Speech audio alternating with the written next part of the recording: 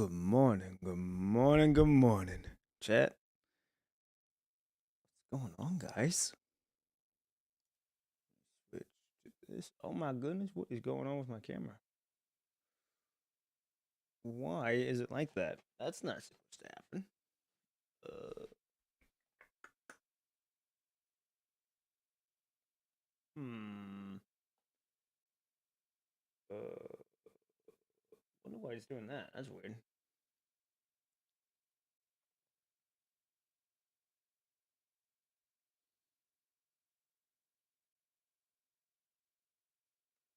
Well, this is new. Hold on, chat. I'm gonna fix that.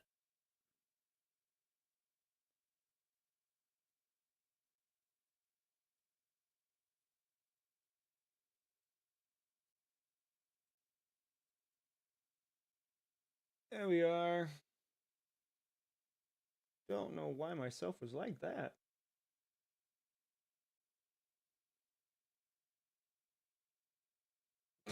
Weird, but okay.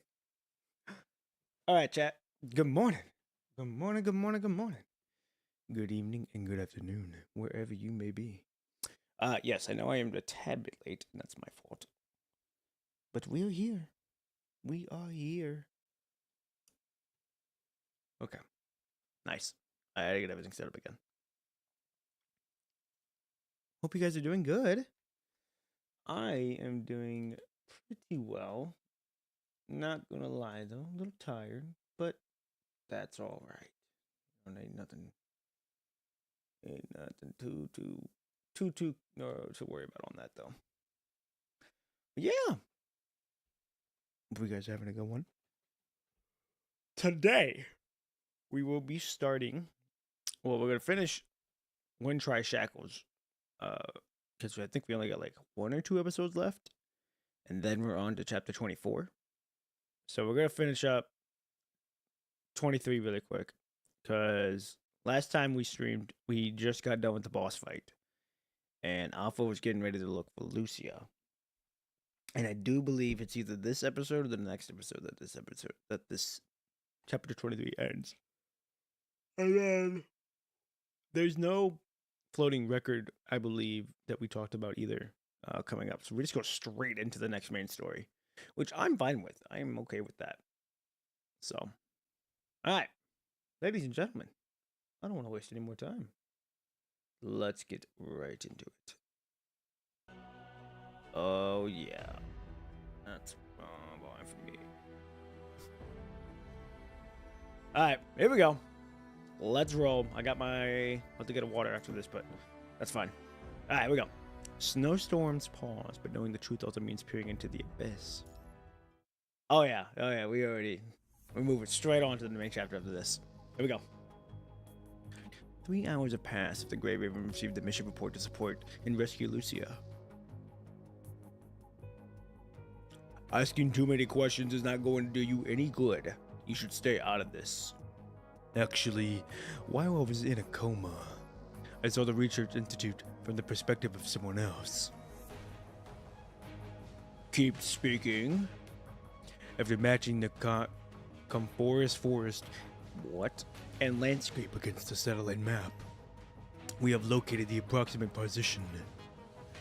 What do you think about that perspective? I'm guessing it's from the Ascendant Alpha's point of view. Why? I had a similar experience before. Wells was right. You are just a magnet for trouble. How's Lucia now? The Science Council believes Lucia was affected by Alpha's mind activity signals. They are using this connection to search for the signal source. Put Grey Raven in this operation then. I didn't want to tell you because I didn't want to get you involved again. Now, give me a reason why you must step into this mess. Well, first, if the signal really did come from Alpha, Grey Raven would be the best candidate given that they have fought her many times and are now equipped with the latest specialized frames. I'll take that as a reason, but not good enough. Grey Raven is not the best shape. He's not in the best shape right now that Lucia is out of the combat. The power armor is meant to provide commandants with bonus protections who are always reckless. Don't ever think that you could just make up for the mission construct or for the missing constructs, let alone she is a specialized frame. Well, the second reason is Kurano still hasn't given up on me. So why don't we just give them a little bit more of their attention? Good that you know it. Alright, since you already prepared to become a bait, I won't say no.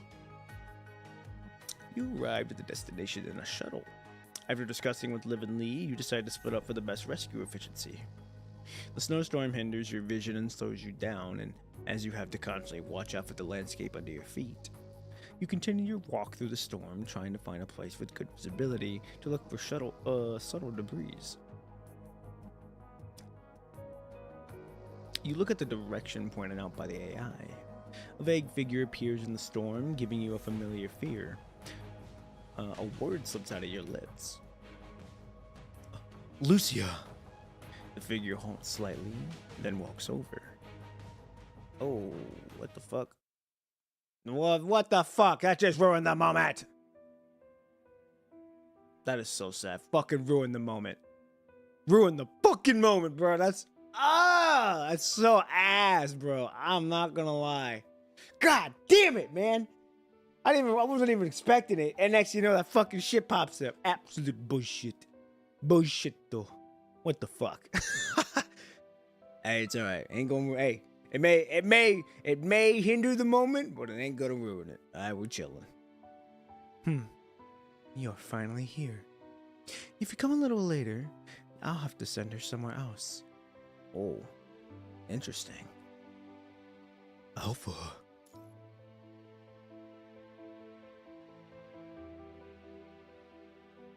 The black-haired girl quietly lies in Alpha's arms. There are not many marks on her frame, but her face rarely looks so exhausted. Keeping a close eye on Alpha, you press the button to call for assistance while checking Lucia's condition through mind connection. Alpha remains silent, with no intention to stop you. The blocker of her inver device. Is it damaged? She doesn't need it anymore. Oh, she doesn't need it anymore. Why? Why would I believe you? It's up to you. Pup and Pea. Hey, come on now. Alpha looks over. You notice that she is no longer covering her left eye. You know what happened to her, don't you? I know it very well. Can't believe they didn't hide it from you this time. No. Someone must have leaked the information to you. They surely trusted you a lot. What would you do if they were to seal her up? I'll carry on fighting for her, so she can see the situation getting better upon her return. Are you so sure that you can survive till that day? Oh, I'll be damn sure to make sure I survive till that day. If I can't make it, she can witness it for me. Is that so? Her fierce gaze pierces through the storm and your exoskeleton armor, as if she was seeing through your heart.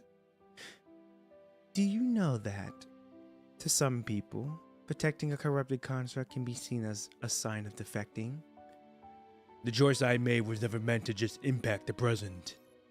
What I want is more than just a result. What's the future world like in your vision? Will it regain the glory of the Golden Age?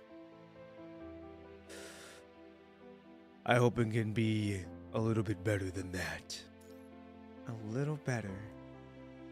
After a brief moment of silence, Alpha passes Lucia to you.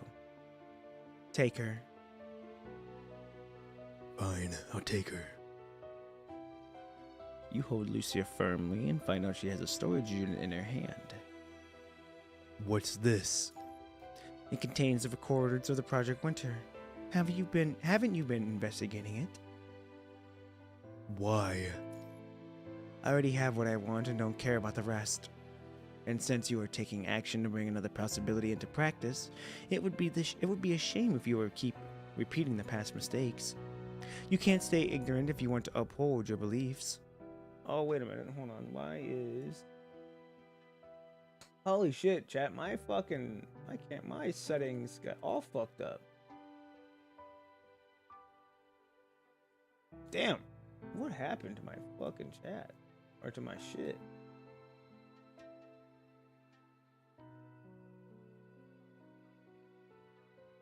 Oh, we'll keep. There we go. That's a lot better. Sorry about that. I don't know why my shit keeps doing this. I guess there's an update and I just didn't pay attention to it. Hey, now we back. We chilling. Here we go. But knowing the truth also means peering in. Oh my god. But knowing the truth also means peering into the abyss. Are you truly ready?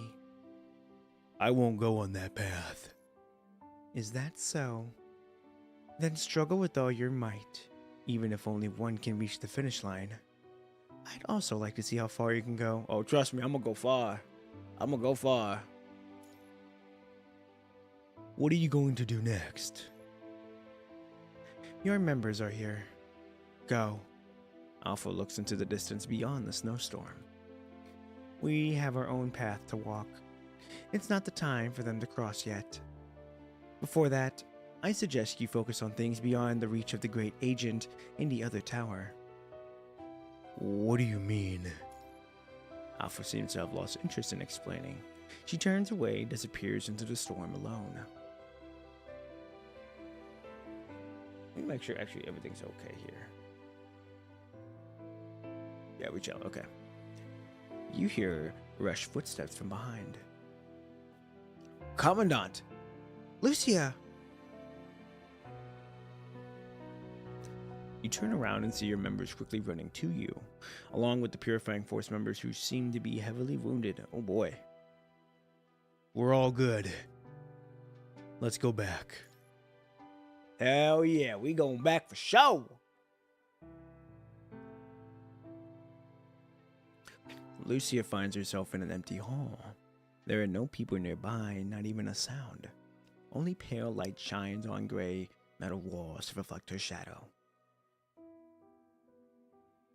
The vast emptiness brings her to a level of anxiety that she has never felt before. She cannot help but retreat to the corner. Oh, no, Lucia, please, you can't do that. I must break through this. The white light feels heavy and suffocating. The light seems to have its own will. The more she tries to move back into the shadow, the more closely it follows, mercilessly exposing her. Sample for observation, the key to capturing the punishing virus, key subject.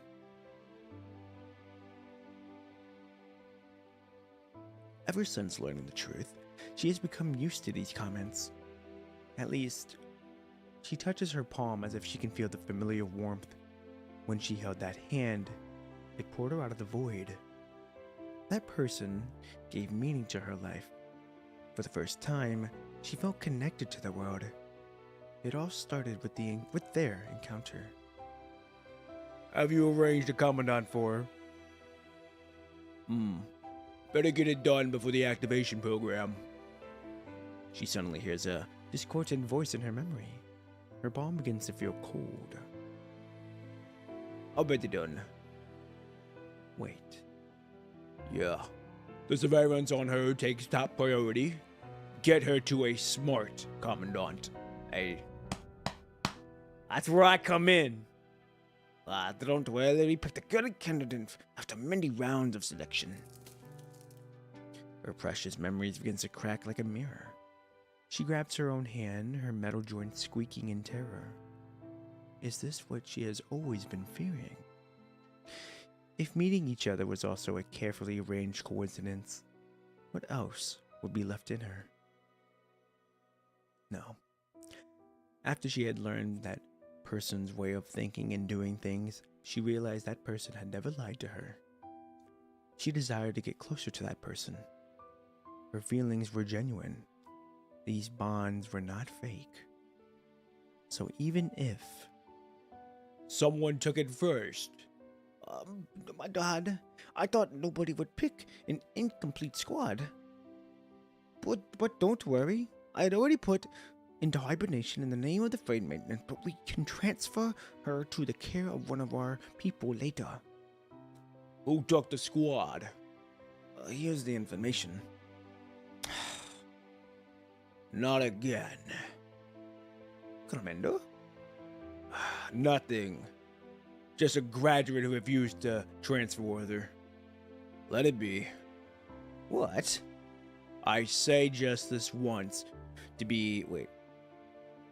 I say just let this one be the commandant, the new one of Grey Raven. I wonder what the chief of FOS will bring for us. Turns out, there was never any carefully arranged coincidence. The light no longer feels cold, but warm. Instead, that person has probably saved her from another emptiness. The new chief of FOS. Oh, I remember. The name is... Ladies and gentlemen, that's where I come in. Ladies and gentlemen, that is where I come in.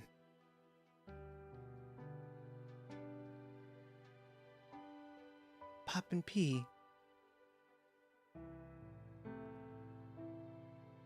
I'm here, Lucia. Calibrating the visual model took Lucia some time. She finds the ceiling somewhat familiar. Commandant? Where are we? You're in the construct department of Star of Life. Star of Life? How's your injury, Commandant?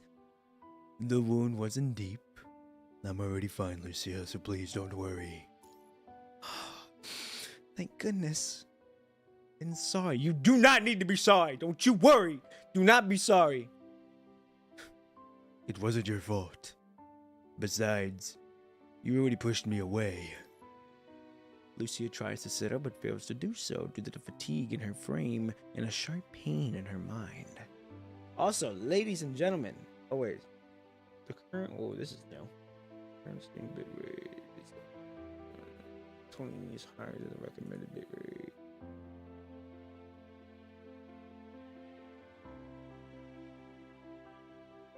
Okay. Interesting. We're still learning. We're still fucking... I guess we're still making rookie mistakes after all this time. We'll go to...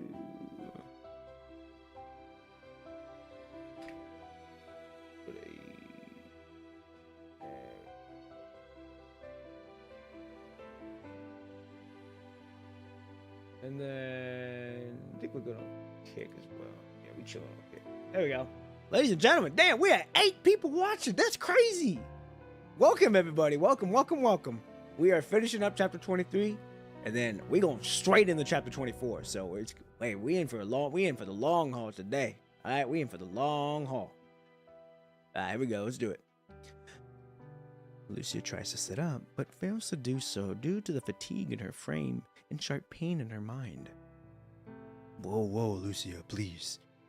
Don't push yourself too hard. Your frame was badly damaged. Not to mention your mind. It needs multiple repair sessions. She tries to feel her frame. This time the fatigue is slightly different from the past injuries. Frame damage is probably not the sole reason for my fatigue. I will prove your innocence. Goddamn right I will, I'll make sure. Because you are a special part of this scheme, and I'll be damned to let them take you. Seeing the human's serious face, Lucia smiles. She's about to say something when the ward's door is suddenly opened. Poppin' P, the visiting time is over. You need to go. Can I have a little bit more time? She's still under observation. There's no room for negotiation. Your understanding is appreciated. Damn! Commandant, can you help me say I'm back to live in Lee?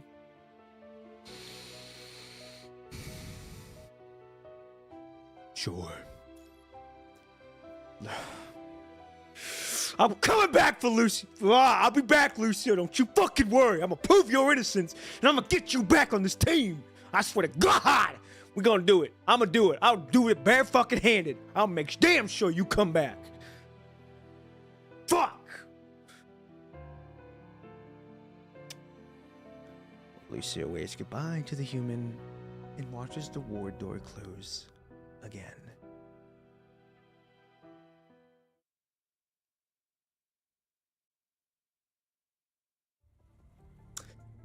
We have finished the inspection of this thing. You can have it back now. Lucia's terminal. Apart from one message, there is nothing special. A decision has been made to return it to her commandant. Once again, I would like to thank Grey Raven on behalf of my squad. It was Lee and Liv who found you. You should thank them. I will. Okay, I don't know what happened between them, but hey, all's well that ends well, I guess. They walk away, we walk away. Even though she's still in prison, technically, we got her out, or we got her back. So it's a win in a sense. We got her back in a win in a sense. Yo, 10 people. Hello, everyone. All right, here we go. Well, okay. I don't know if it actually says 10 or 4. I'm looking at 2 different numbers here, but hey, either way, welcome. Among the crowd, a girl construct has come from the front desk of a hospital. Hi there. What can I do for you? Are you looking for the construct department? No. The girl shakes her head. Her presence is so weak that it feels like she would disappear into the crowd in the next instant. Could you please tell me where is Mr. Oh, is this Cinderella? Was she actually able to infiltrate? Could you please tell me where is Mr. Kugawa Kurano? Someone is gazing upon her not that far behind, but she has not noticed it.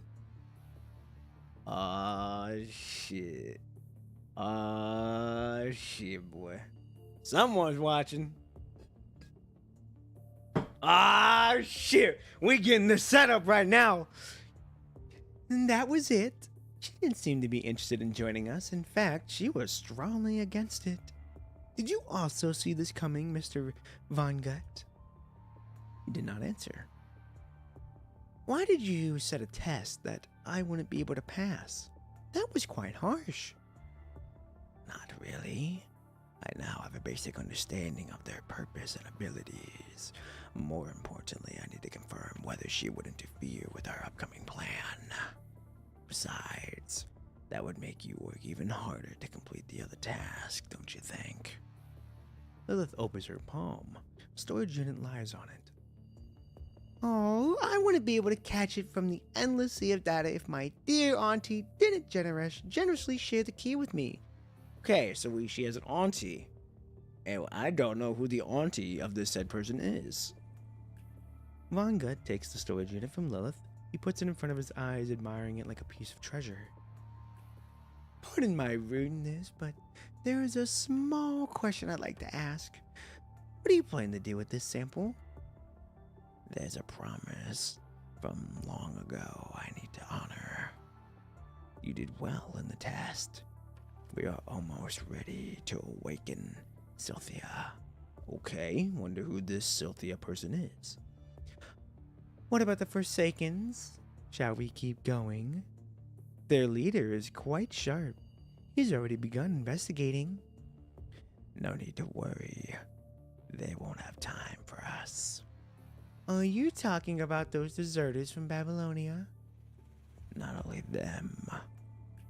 Well, to a certain extent, all of the events and conflicts can be attributed to one thing to begin with. Interesting. Oh, Elijah. Elijah, what's going on? Good morning. Or good evening or good afternoon, wherever you may be in this world. I'm sorry if I just now seen this. I was locked in on Von Gut's voice. Yeah, hope everyone's having a good time so far. We're finishing up chapter 23, and then we're gonna go straight into chapter 24. Where do we go? Watanabe looks at the newly piled up mound in front. He puts a paper flower on it. We wouldn't be able to stop the kidnapping without the intelligence you sent us. What, Walker? Your sacrifice will not be in vain. One day, the original orders will be restored on this land. Watanabe looks up. Old and new burial mounds up and lined up in a cemetery, with paper flowers on each of them. The ashes of the sacrifice merge with the sand under the mounds, returning to this land. He remembers everybody's name here. Nothing is forgotten. I'll see you later. Next time, I will bring some good news. Watanabe rises to his feet and leaves the small cemetery. Boss, we have more newcomers. Help them settle down first. Don't forget to verify the identities. Oh, got it. But I'm afraid we don't have enough people to train them. I mean, we aren't much better than the new recruits ourselves. It would be quite challenging for us to take care of so many newcomers. I'll go with the training camp myself. Another senior of mine will also come to help the train. You're a senior? I thought you were senior enough, leader. Of course. I respect him a lot. Watanabe said with a complex look, but he did not reveal that person's name. Ooh, interesting. Is there anything else I need to know? Oh, that's about the clean zone. Babylonia has sent someone here again.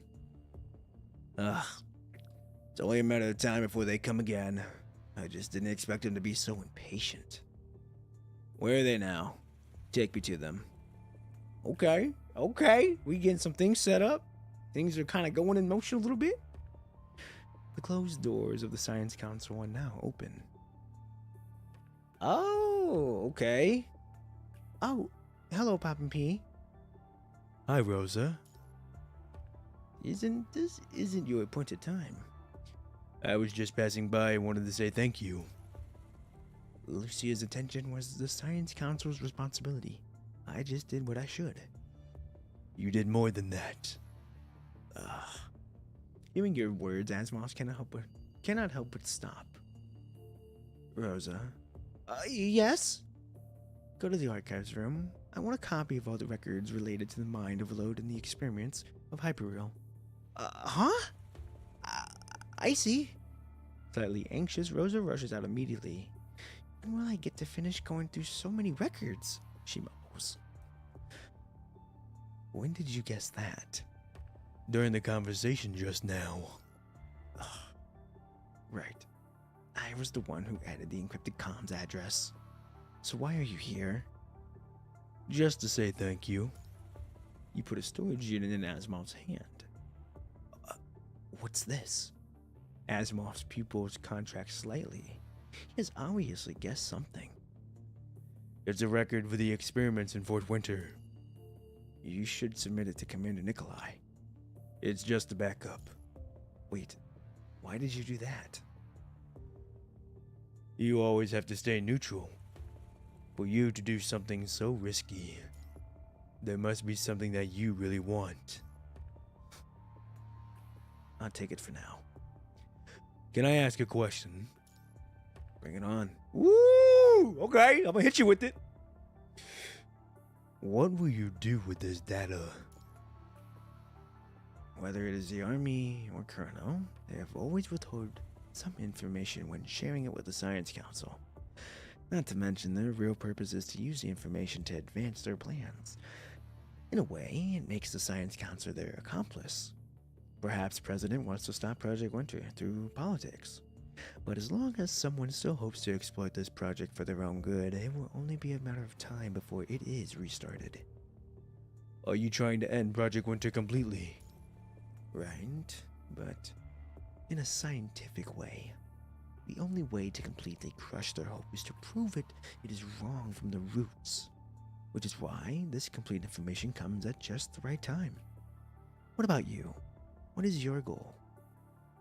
I don't want to see the same things happen again. God damn right we don't. Oh, we're going back to... Yep, here we go. This is Lucia from Grey Raven. The following record is not subject to any form of corrosion, or interference. It is entirely of my own volition. My frame has developed unprecedented, abnormal symptoms, which has even caused me to hurt my commandant. Ooh, what is this guitar coming up? Who is that? Smuff? What's going on? Hello, hello. Welcome, welcome, welcome. Hey, we just finishing up this chapter. We getting ready to go on to chapter 24. Hope you guys are doing good. Doing good so far. I'm doing great. This chapter was really good. Kind of short, but really good. Really like this chapter. Based on the message left by the escort team and my own evaluation, I cannot guarantee when I will go completely out of control before the problem is restored. In order to avoid irreversible consequences and prevent innocent people from being hurt, before I can fix this issue of myself, I, Lucia, would like to step down as the Whoa, whoa, whoa, whoa, Lucia, what are you saying here? Hold on now. What are you saying now? I know this terminal will probably be discovered by the Purifying Force team who escorted me. If you can, please pass my words to Lee, Liv, and my commandant. I will safely return, no matter how long it will take me. This is Punishing Gray Raven. It is an anime game and the predecessor that set up Wuthering Waves, in a sense. So Punishing Gray Raven was the first game Kernel made before they recently made Wuthering Waves about a year ago. And this game has a really, really loyal and big fan base, but it's not actually mainstreamed on streaming. Like, you don't really see any of the household names streaming this game. Just because Wuthering Waves is out, you know, it's an open world RPG. You got a whole lot of characters. This is more of like a visual novel medium in a sense. And, you know, hey, if no one's gonna stream it, might as well be me now. Come on, I'm streaming this thing. All right, this would be my game. All right, this would be. I'll be the household name to represent Punishing Gray Raven. I bet your ass on that. I play Etheria. Oh yeah, Etheria Restart. I've seen some things on it. I haven't fully played it, nor have I really tried it. It looks interesting enough. I don't know if I'm gonna play it though. Maybe later down the road I'll test it out. But for right now, it's just PGR that I'm just playing. PGR and some other games that I play. And then when I'm not playing this, I'm just on with my guys. We're playing right now. We're getting ready to beat Baldur's Gate 3, and that is so fun. We were playing last night. It was some interesting dialogues that we encountered with. So, but yeah, I'm just here to bring my own perspective, make the story more immersive with my storytelling, with my voices, and the narration that I do. And you guys get to see my reaction on top of all this, because this is I'm in blind playthrough now. All right, from like after Chrome's chapter, I was going in blind through all this chapter. I kind of knew a little bit, but now I'm like, I don't know shit. So, but that's fine, because it's the first time me actually seeing all this, so I'm okay with that. I am completely okay with that. All right, here we go. That's all. Now, the fact that she wants to step down is kind of a bold statement to make. Oh, yeah. Oh, I'm pissed. You tightly grip the terminal, which is already getting warm in your pocket. We're in the same team now. You reach out to Asimov. After a brief moment of hesitation, Asimov's hand grabs yours. It feels a little cold. Oh, interesting. Huh. That's interesting on how that's gonna go. Okay. Hey. Okay. Alright. Hey, we finished chapter 23. I like that chapter. It was short. I'm not gonna lie, it was short, but it was good. It was good. But now, we on Chaos Unsnarled. I don't know shit about any of these chapters. Like I said, I'm in blind mode now. All right, we are in blind playthrough. So I don't know what the fuck's gonna happen moving forward. But I'm excited though. You bet your ass I'm excited about what's gonna happen. If you ever feel like quitting, remember to throne and crown your fans. Wait, what? If you ever feel like quitting, remember to throne and crown your fans.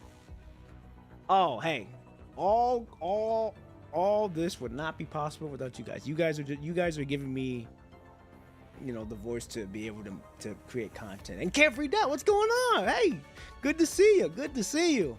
And Cherry Man, good to see you as well. So yeah, no, like if I don't feel like I don't think I'm gonna quit anytime soon. Like I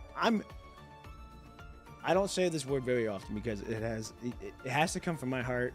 I talked about it last stream, but I am in love with the process of what I am doing right now, with streaming, with the shorts that I'm making, with the YouTube long forms that I'm making. Even though, like I said, not a lot of people know what's going on with the long forms, but give me more time, all right? Let me work my magic with it, and I think it'll come out doing pretty well once it comes to where I need it to be. Right now, it's a little off topic. It's a little weird at the moment, but let me cook with it for a little bit. All right, let me do some magic with it. So, but oh yeah, you all chilling. Can playing with talking help my account? Wait, can playing with talking help my account? And I want to try, but I don't know what to talk about. Are you talking like streaming yourself, or are you just like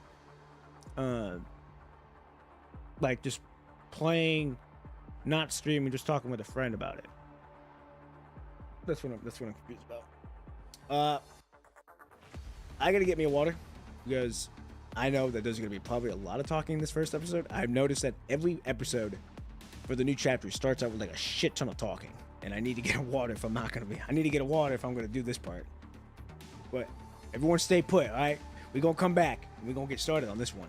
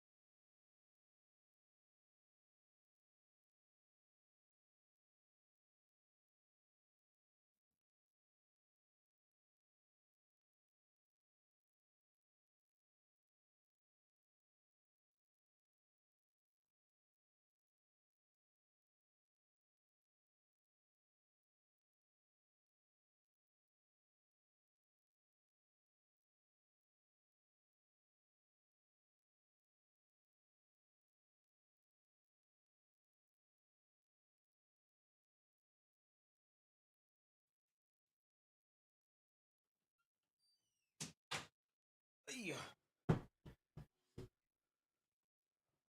All right, we're back. Switch to this. Okay, everything should be running just fine now. Anyways, but back to this now. Carefree Dot. Oh, who's that? Tark? Yeah, what's going on? Hey, we haven't even been, what? So for not even an hour yet, we're at 70, we had 71 people tap in. That's crazy. I'm beyond grateful that so many people want to see, like, are seeing this.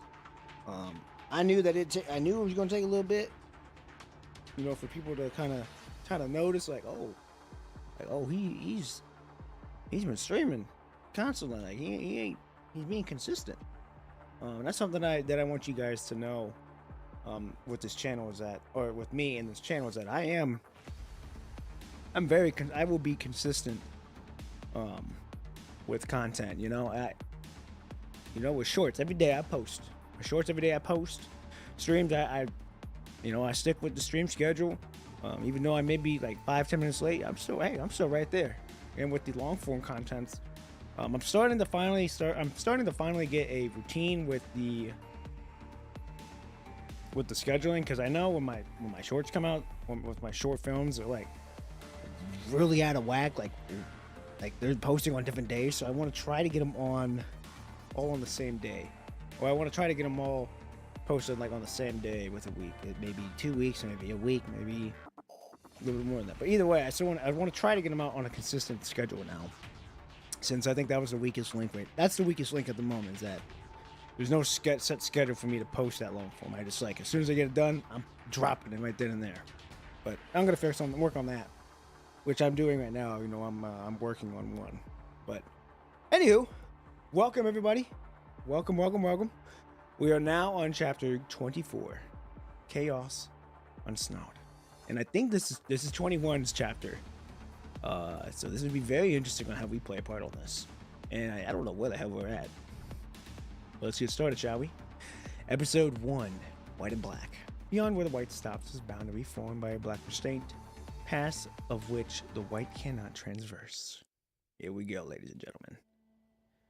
The white snakes through the place. Contrary to what she remembers of this place, however, this place doesn't have the same wall clock that tells her exactly what she needs to do. Have I seen the new Bianca? I have. I have not. Now, I have not seen gameplay of this said new Bianca, because I don't want to get spoiled, but the people in my Discord, they're very up to date with everything that's happening with PGR. So I know they've been posting links for her gameplay and all that fun stuff. I've just seen a picture of what she looks like, and I'm not gonna lie, she looked pretty damn good. But I don't know anything else beside that. All I know is that she's a new character, new element, I think, coming into play, and that's about it. I don't know shit beyond that. But I don't want to spoil myself either, just because of that. Just like I don't want to spoil myself for any new characters coming out. Well, I mean, when a new character comes out, like, it's like, oh, okay, I know you're coming into the story. I just don't know how you're gonna come into the story. Like when we saw Lilith last chapter, I'm like, holy shit, I was not expecting her to see her this early in the game. But I was like, hey, I'm not mad about it. But yeah, I have seen her, but I've not seen gameplay. Here we go. The clock here doesn't play all the lyrics she remembers by heart until it strikes 6. And it isn't until the clock strikes 11 or 7 that her mobile medic bot circles around her, that the light on her medic bot, the only flickering colors, and beside her, the white can be seen. Well, this is interesting. Oh, wow, we are starting right off the bat with a live 2D? What? And she's already in her new form? That's okay. Hey, I ain't mad about that. I'm not mad about seeing a live 2D right off the bat. But seeing her like this right off the bat, too. Hey, warm welcome. Inside the lightless room, the white, having made its way across the floor, snakes up her strands of hair and sideburns, stopping cold right when she reaches her artificial throat. Beyond where the white stops is a boundary formed by the black restraint, past which the white cannot transverse. Wrapped in black is a white girl, sleeping quietly and reminiscing of a half-finished machine that is yet to be activated, as the machine, making adjustments to her restraint, works way around her. Right on the other side of the observation room is a pair of eyes that intentionally reading every single line of her data through the one-way glass. Okay, I wonder who that is. Oh, she's got a scar on the thing on her right eye?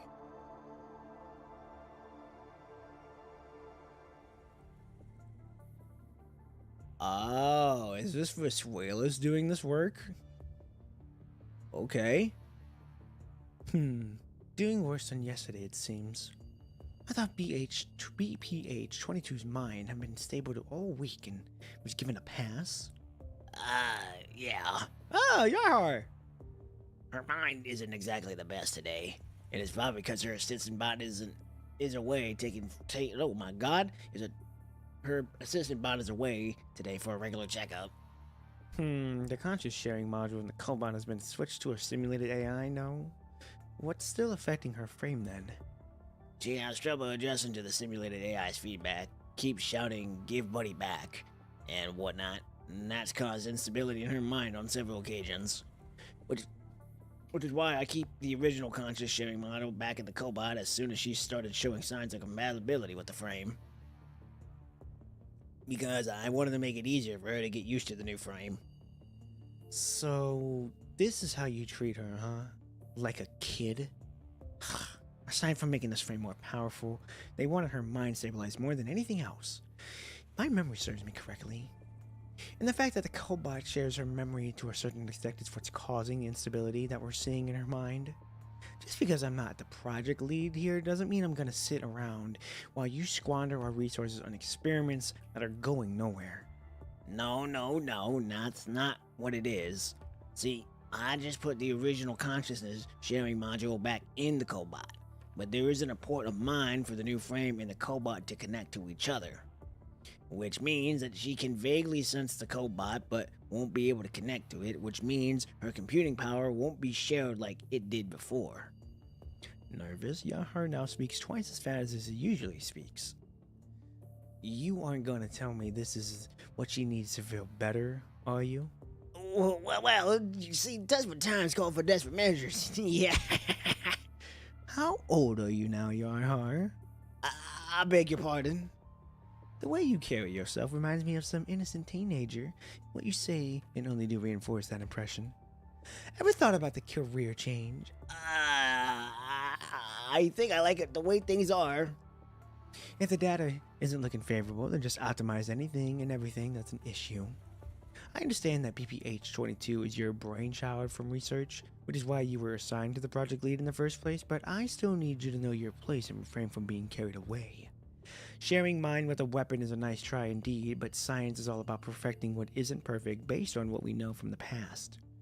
It's high time we did away with all the experimental decisions from the past that are causing the shortcomings we're seeing now. The way I see it, you're treating BPH like an artificial baby with the umbilical cord still uncut, which explains your lenience toward her failures thus far. You stated in your project proposal that you wanted to help her achieve competitive independence, and I really hope you follow through on that, or else it's best for you to request this project to be terminated sooner rather than later. Alright. Is this what her combat data has been? We're seeing significant improvement in her new frame as opposed to what we saw in the old frame, but her mind has only lost control 3 times, and we were able to stabilize her with the restraint every time she lost control. Seems like this frame is still a far cry from being put to combat then. A small improvement is as good as nothing. You are going to wow us with an improvement that we have never seen before, right? The restraint won't just keep her from losing it, you're going to also partially cap her combat ability and slowly give it back to her as her mind stabilizes. Yes, I'm quoting what you said. There is no point in capping her combat ability given that she hasn't even reached the critical point. Well, I never thought this would be a godsend anyways. She's all yours, just keep in mind that the deadline is fast approaching. Dumping back into the bowl black coffee from the mug in her hand to a recycler, Vesuelos leaves the terminal on the table unceremonially and makes a beeline for the observation room's door. First things first, if I were you, I'd get her used to fighting on her own, and I'd start by getting rid of that placenta? Yeah. Vesuelos points at the terminal sitting next to Yarhar before vanishing around the metallic door. Yarhar wakes his monitor up from sleep, which now displays options from activating the AI module in the bot. Yarhar stops in his tracks with the cursor on top of one of the options. As he looks at the girl beyond the one-way glass, memories from her first ever combat experiment hit him. Oh, good, Yarhar. Let the show begin. Show us that one-of-a-kind frame you're so proud of. Interesting. Oh, that's right! The pure white construct tore apart every last one of her enemies in the experiment zone, which Yarhar never saw coming. Driven by her instinct to attack, she was not unlike a beast born to fight. The bestiality known as number 21 was wreaking havoc in her human-like frame. It was a beastly that could not be no purer. Newborns tend to be strongly impressed by what they first encounter in life, and such impressions usually leave them with unfathomable influence in ways not immediately obvious. Her days spent doing nothing in Daedalus did nothing but help her grow as a human newborn. In Daedalus, reborn as a construct and having gained her senses, number 21 was immediately accustomed to fighting endless battles out of instinct. I remember that chapter, where the regular constructs had to adapt to being construct and all the perks that would come with being a construct after modification. Number 21 had to dig through her bestiality to find her humanity. While the modification technology for constructs have been put on many a battle on a large scale, the influence of the mind on constructs far surpasses public knowledge. While it is true, a form of structural perspective that number 21's old frame might harbor factors that cause the instability observed in her mind and self-consciousness is perhaps one of the root causes to blame. Self-consciousness, huh? Yarhar knows full well how business is conducted in Kurno. Working under Fisquelius is a firm believer of the advancement inevitably comes with sacrifices. Kurno would not hesitate to prioritize research over many things that are still the subjects of debate. Yarhar doesn't consider himself a man of justice because, as far as the scientific advancement is concerned, injustices are but green leaves that flank the fruit of success. Yarhar, however, turns off the monitor without selecting the option on the screen. The cobot doesn't need to be here for the compatibility test, but I guess it's gonna help you feel better when the test is over. The terminal screen comes to life again, signaling completion of the adjustment of number 21's restraint. Having ensured the accuracy of the numbers, Yarhar awakens the girl. We're done for the day. With it, number 21 opens her eyes. Previously seared from visual synchronicity, number 21's left eye no longer needs to be shared between Cobot and herself. And has? Okay. Therefore, has been replaced with the prosthetic eye that adds to her compatibility. Oh, that's interesting. Didn't know that. I upped the numbers in your restraint. Feel free to set yourself loose to the test. Are you feeling anything out of the ordinary? No. This is different from the restraining collar they put on me at the Research Institute, but it's not that different. I didn't pass the experiment, did I? It hits Yarhar that the new frame seems a lot more perceptive than the old frame.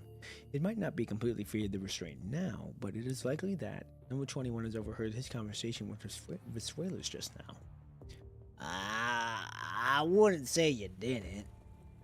It's not Buddy's fault. Buddy? Oh, you mean the cobot. This new body, it isn't like a human body. It's different from what I thought. Number 21 shakes her head, the ear-looking device on her head jiggling as little as though it's picked up something. This frame came out with the best experiment data of all the frames you've been matched with. Neither a human nor an animal. And it's just like me, says number 21 as she lowers her head. A few moments later, she raises her head again. I still want to smell like humans, though, because people want to throw me into the garbage yard if I don't. They're afraid of me, and I know that. Oh. Okay.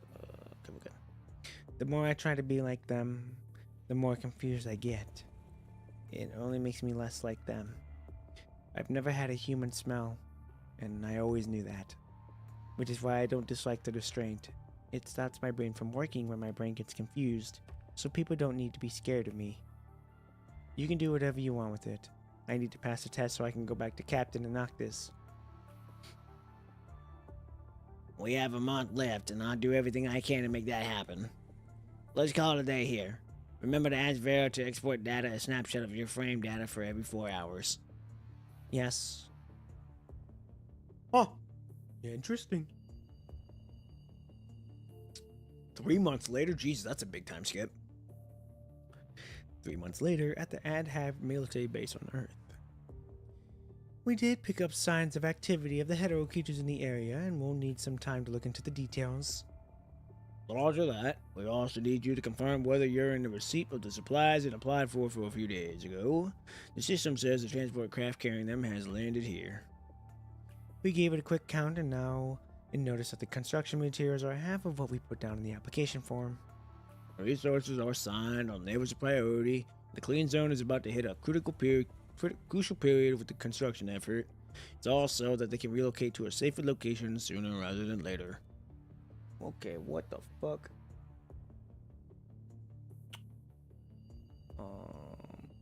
That was supposed to happen. There we go. Anything else you need of another construction materials? Could really use a few hands here. Even 3 or 4 will do. They don't need to be fighters. We just do need to know and how to operate machines that we have here. Our fighters here are all tied down to miscellaneous work, which is why we need a few extra hands here as replacements. And we could use some anti-inflammatory drugs and serum here too. There are quite a few people here in the conservation area who came down with symptoms. They're severely short on medicine, and what I have in stock here won't last them much longer. Are you, Rick Rossing me right now? Zayden. And perhaps getting reports on people that went missing from the conservation area. It probably has to deal with the hetero creatures, but I'm too short on time and manpower to follow up on now. So, on top of a few hands of what I just asked for, we'll need more people and more resources for me to get around to helping the missing people. Well, let's see. Well, a squad from the Purifying Forces out on a mission around you and will be passing by where you are within a few hours. They'll bring you the resources you need. I'll send you the captain's identification code to your terminal in a bit. As for the extra hands you need, we are actually short on manpower here ourselves. Our reserves aren't exactly qualified to be part of the missions of this rank either. That said, I just put the request in queue. CC will review it and reach out to you. Sure. As soon as Barrett gets off the line, a towering figure lifts the curtain and squeezes himself through the tent entrance that's overly small to him. Is that a Noctis? Yes, it is. Done with the call. Ugh, yikes. The look on your face. Here, I got you the recon report from Zone A. Those damn geezers at CC wouldn't even send a few hands down here to help things out. This is just ridiculous. And that has to go on the list of all things you can't handle. Vera. Yup, and that leaves me no choice but to work you into a pulp for the next 48 hours. Wait, what?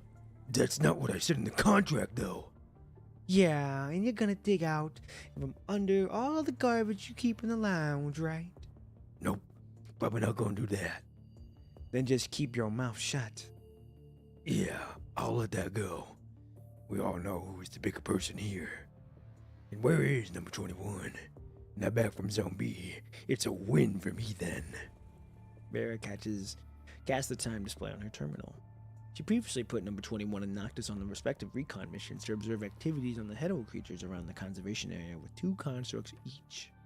While constructs usually have no trouble carrying out recon missions on their own, given the potential risk and shrewd perceptiveness of their enemies, Vera decided it'd be everyone's best interest for number 21 and Noctis to join them. Recalling what Colonel has said in the report about number 21, that number 21's match her new frame was not, technically speaking, perfect. Vera picks up her terminal, ready to check in with her.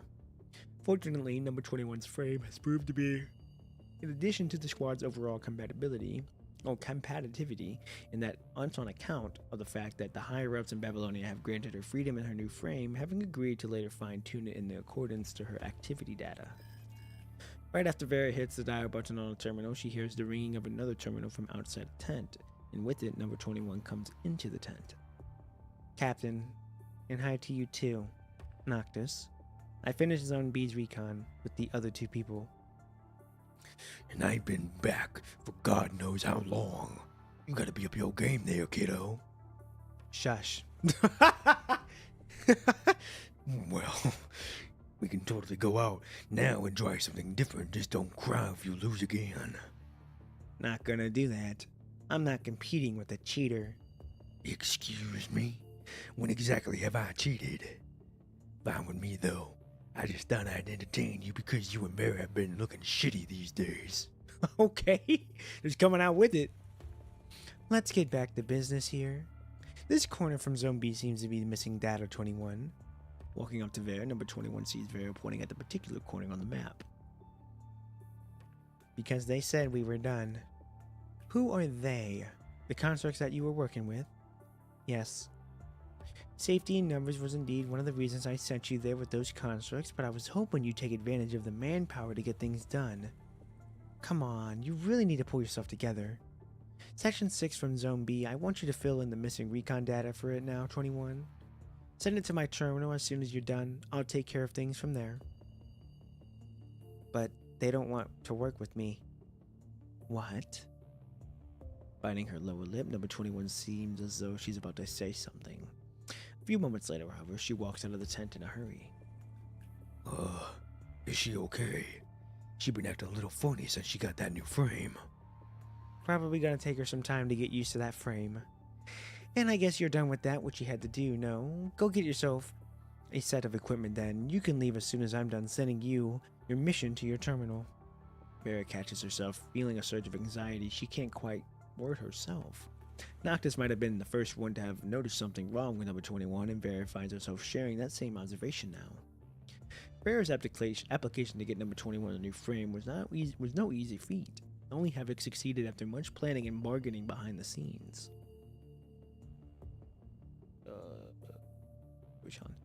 Vera was hoping that the new frame would help keep number 21's insanity in check, knowing full well how wrong things can go when mind doesn't fully function properly. All that the new frame seems to have done to number 21, however, is to set her one screw loose and made her overly cautious where she didn't used to be even. And given number 21's current state, Vera isn't surprised that her compatibility has fallen short of prediction. Hey, what's this gizmo here? Hands off my weapon case. It's the magnetic key to number 21's restraint. Put it back now before you lose it. Bet those guys from the admin department are dying to see you since you've got a bunch of vehicles and supplies to settle. Wait, you're talking about the restraint number 21's neck, right? Why don't you just go ahead and set her free of that? It really bothers me whenever I see it. You know what I think? I think I'm gonna buy one and put it around your neck and see how you like it, says Vera, avoiding Noctis' question, deciding not to press further. Noctis shrugs as he puts the black magnetic key back into Vera's weapons case. You have the coordinates now on your terminal. You'll see the Grey Raven Commandant waiting for you when you get there. Oh, okay. This is far with a capital F. Any vehicle I can use? Your legs, of course. I'd much rather save my legs for when I need to fight. Just shut up and get to work already. The Grey Raven Commandant is coming this way with 2 of their members. The hetero creatures there seem unusually active, and I'm guessing there is a bunch of them together there. 2, which is why I'm sending you there. Remember to pack up enough supplies before you go? Makes sense. I think I'm bringing 2 more suits of explosive. No, make that 5 instead. Done. Get lost already then. Just sent you the Grey Raven's identification code. I'm on it, ma'am. On it.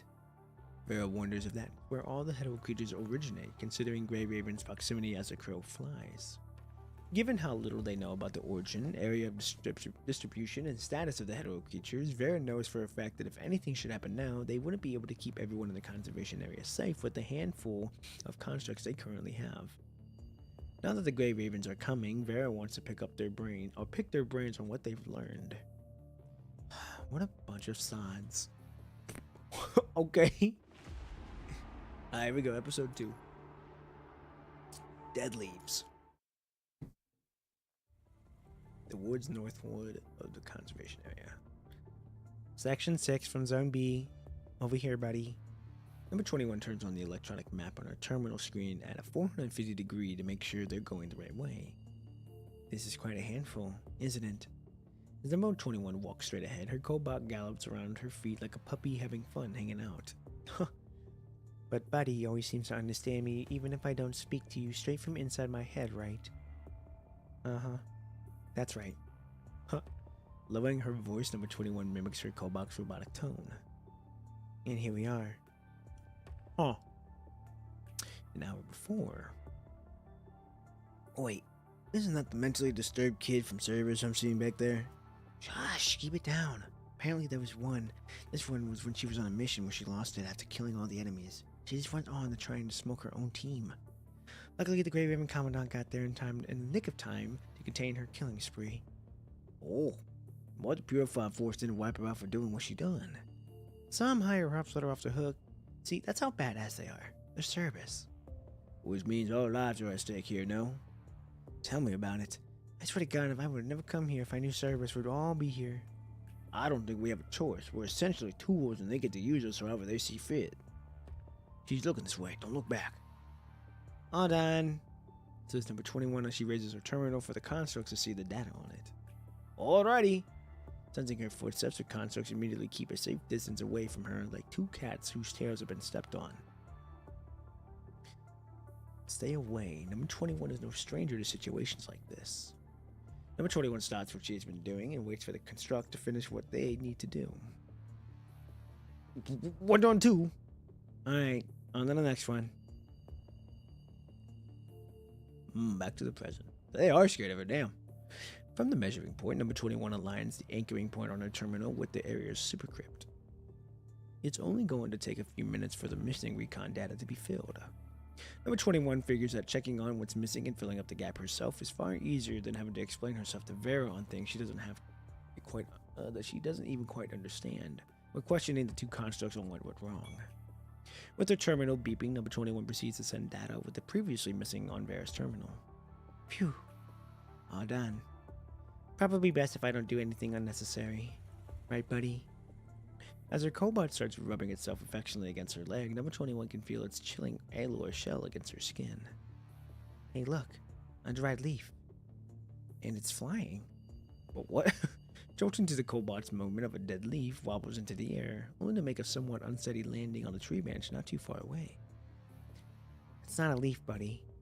Number 21 walks up and reaches her hand for the creature. She wants to touch the flitting butterfly. Oh, it's a butterfly. Whoa, who are you? You're new, and you got a witch? No, it's not a witch hat.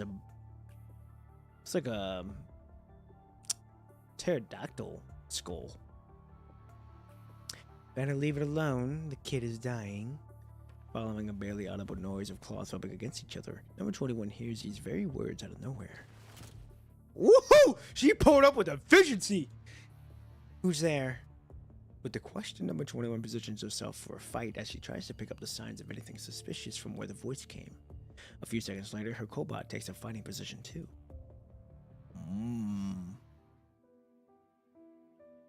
Whoa. Whoa. Oh, looks like a goat. Looks like devil horns and looks like a devil skull, I guess. Interesting. Did I scare you? My apologies. It's just that I've never seen anyone bat these creatures an eye when they aren't looking for food. The stranger of the girl leans slothfully against a tree branch, her voice sounding so devoid of life that it seems that even the gentlest gust of wind would take her away. Number 21 doesn't recognize the attire she's wearing. other than the cloak she is in, which number 21 remembers seeing most of the refugees in the conservation area wearing. Number 21 doesn't recognize anything else on the girl. Switching to a more comfortable sitting position, the girl looks back and forth between number 21 and her cobot. She doesn't have the unique stench of a hetero creature, and neither is she in a fighting position. Sensing that this girl poses no threat, number 21 lowers her weapon. This is interesting. Dead leaves are hard to come by these days, so this is what I would call a wonderful stroke of luck. We barely ever see them anymore. It's a butterfly, and it's a kind of insect. That much I know. Is it dying? Yes. Butterflies live a short lifespan compared to humans, and this place is no longer livable for them. Oh, that's sad. Oh, I'll keep my hands off it then.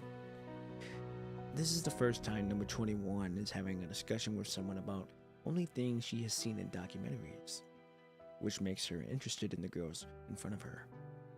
So, what are you? Are you a construct too? Construct. Right. That's how you call someone like me. But I go by Canon here. Okay, what a name.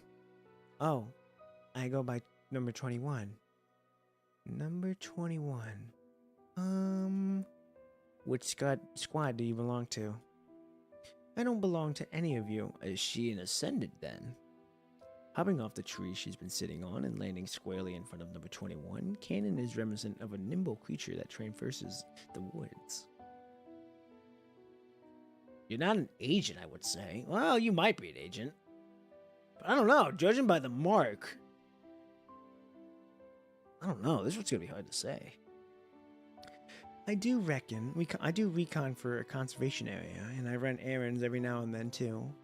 In exchange for my services, Ceylon lets me stay there. Okay, so who's this Ceylons? And I wouldn't say you're friendly, but I also wouldn't say you're enemy either. So maybe you're a mercenary? Ceylons? The one in charge of our conservation area. You don't know him? Captain is the one who remembers people's faces. Are you here on a mission too? You've probably heard about all the people that had gone missing here, right? I'm actually off duty now, though.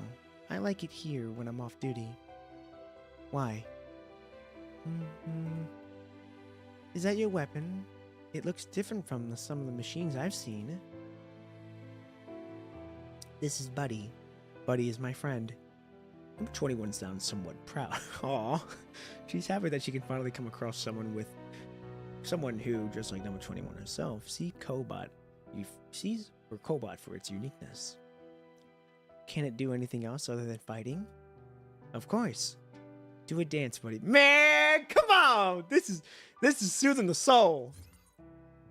With it, the Cobot starts spinning and balancing Leaf on its either side rhythmically. Remnants of the tap dancer. After a quick run around number 21 and Cannon, it stops right in front of Cannon and shakes the antenna over its head. Buddy can do a whole lot of things like me. And when Buddy is upset, it wants to kick Noctis' butt too. Noctis is this silly big guy that I hang out with. Hakura. What does that mean? It means ethnic group, but you can see it as family too. Okay, so she's kind of like a tribe woman. Oh.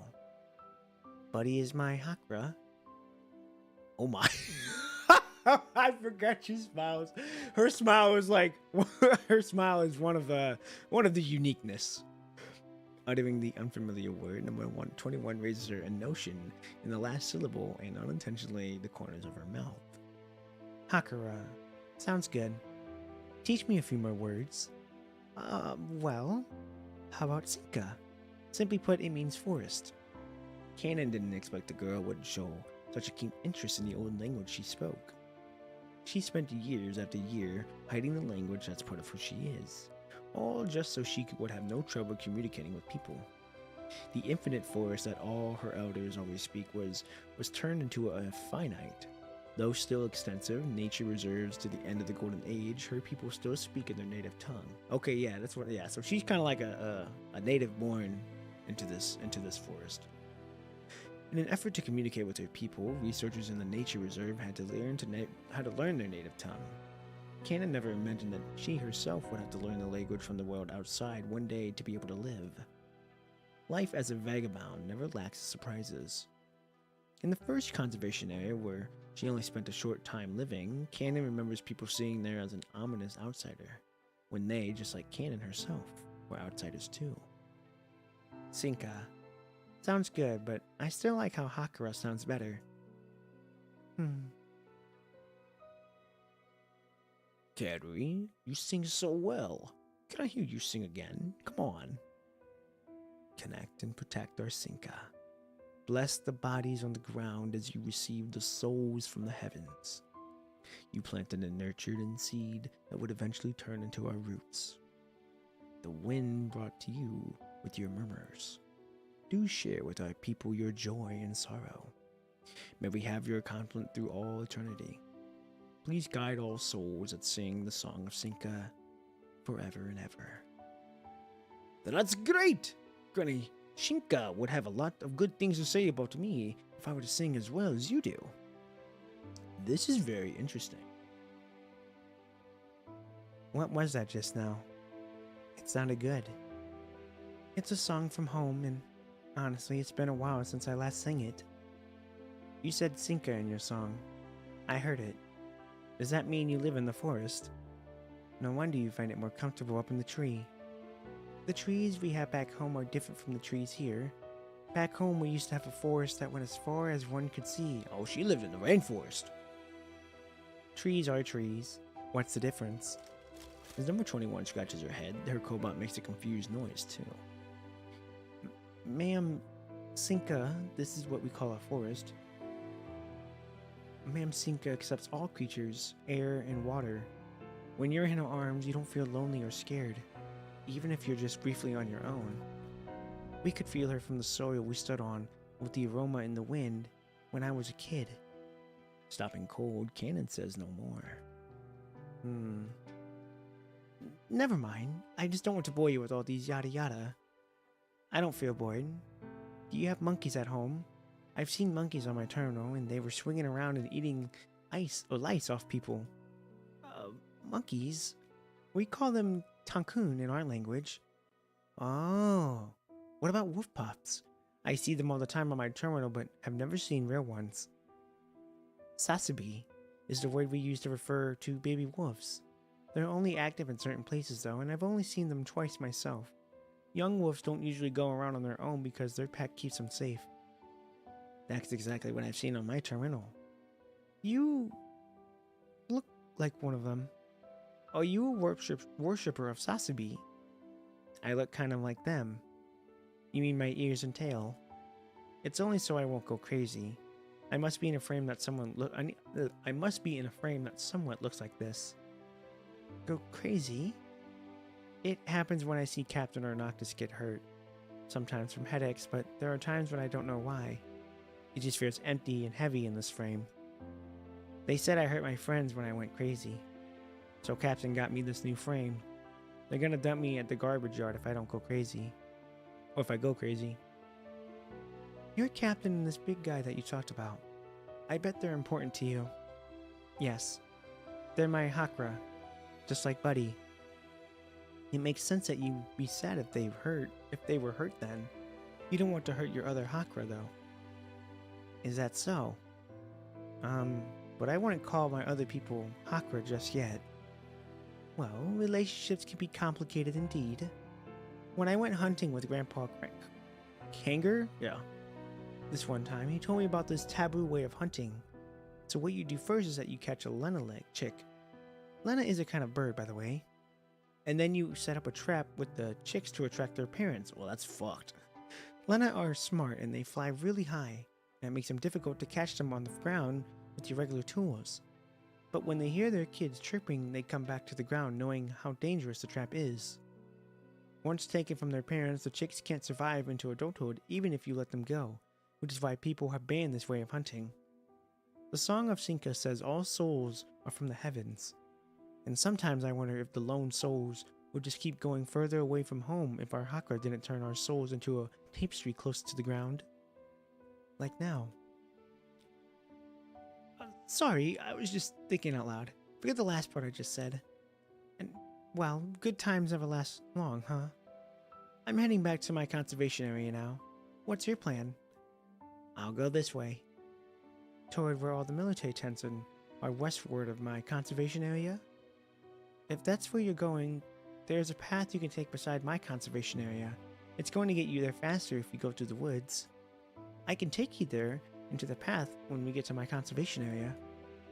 Okay, let's go, buddy. Seeing number 21 wave her hand, the cobot carries its plump body with astonishing ease and hops over the bulging tree root in its way. Tell me more about Sasabi. You said that you've seen them twice. Real Sasabi. Sure. I was 7 when I first saw them. Look at that, she's made a friend. She's made a friend. Here we go. Episode 3, Hetero Unity. Gray Raven, the mission point 3. Okay. Turn right, 60 meters ahead, and there'll be an internal path. It'll take us through the buildings. Roger. Oh, that's new. Commandant, we're here. Alrighty then. Yeah. Doors down. Let's go. Through the destroyed side door barrage of human and 2 constructs behind whom is a bubbling red marsh that threatens to lick them by the ankle. In the lead is Liv. Whoa, what is this music, bruh? Who's monitoring the environmental data as she clears the path of anything that stands in their way. You find yourself in between Liv and Lee in a relatively safe position. Ever since running into the first hetero creature you saw here, Lee has been firing shots non-stop. While Lee is immune to the punishing virus in a specialized frame, his immunity doesn't prevent the frame itself from being worn down and ensuing fatigue. Head upstairs now. As you rush your way up, the clanks and clunks coming off the rusty stairs sound the furthest thing from Melodus. A few seconds later, the metallic staircase lets out a heart-wrenching cry as the hetero creatures flood up the stairs, painting the path crimson in the blink of an eye. Destroy the stairs, Lee. With no hesitation, Lee switches to his composite armaments to rifle mode in a split second before firing a barrage of shots that land squarely on the staircase point of application. With it, the wavering staircase plummets to the bottom, with all the hetero creatures still on it. Coming to a halt, you take a few deep breaths to soothe your pounding heart. What's the situation, Liv? This floor we're on now, I haven't picked up any other hetero creatures yet in the building, but the biggest bunch in this area is the bunch we just ran into, right under our feet. We caught the attention of a bunch of enemies along the way, so it's highly likely that we were looking at a bunch of 20 to 30% bigger than what we detected at first. Lee speaks from where the staircase has snapped, looking down at the bunch of the hetero creatures engaged in seemingly meaningless behaviors. Every last one of the hetero creatures wiggles its body toward the second floor, apparently still remembering that the targets are after or up there. Fortunately, however, there is nothing for them to make their way up. I might be able to get rid of them with the ammo I have left, but there's no telling if we are going to rerun to a bunch of big again. Oh, rerun this bunch big again before supplies arrive. True. Let's wait them out. We can try to circumvent them. Let's stay put for now. But do not let your guard down. Lee lets out a long sigh. It's likely that something else weighs on his mind now, since he isn't the one that complains about missions, no matter how difficult they might be. It's about Lucia. What's wrong? How's Lucia doing? Liv drops her head at Lee's question. This is probably the question they've been meaning to ask the entire way, but never had a chance to. Many people have never missed a chance to ask you about Lucia ever since she got back to Babylonia. Lucia's mind has been put under round-the-clock surveillance as she was deemed a potential risk for having a private contact with Ascendant. With the Science Council in charge, the Control Court has been monitoring and investigating Lucia's mind and will eventually deliver to multiple parties their findings based on Lucia's memory data from when she was in contact with the Ascendant. On the surface, it all seems like a harmless enough process of investigation and data collection, except no one can say for sure whether the surveillance is going to stop. This is true. Having experienced what they call begun surveillance firsthand, you, for one, know for sure that being watched around the clock poses no less stress than on the battlefield does. That is true. You, however, take comfort in the only saving grace of all, the only thing that currently works at the Science Council. So I guess that makes us partners in crime now, no? You hold your hand out to Asimov. After a brief moment of hesitation, Asimov's hand grabs yours. It feels a little cold. Before you can answer Lee's question, however, you see an email on your terminal that's arrived right on time from the Science Council. There we go. You turn your terminal to face both Lee and Liv so they can see what's going on the screen. On your screen now is a partial record of mind overloads from experiments on the hyperworld frame, except the records come from with detailed notes and analysis. Wait, what is this? Lee, I think you'll probably want to... Dumbfounded, Lee looks at you, apparently waiting for some sort of approval. You project your terminal's virtual keyboard to Lee. With it, Lee works away immediately. About half a minute later, having been extracted and reordered the notes and analysis that came with the report that have returned into an email with just words.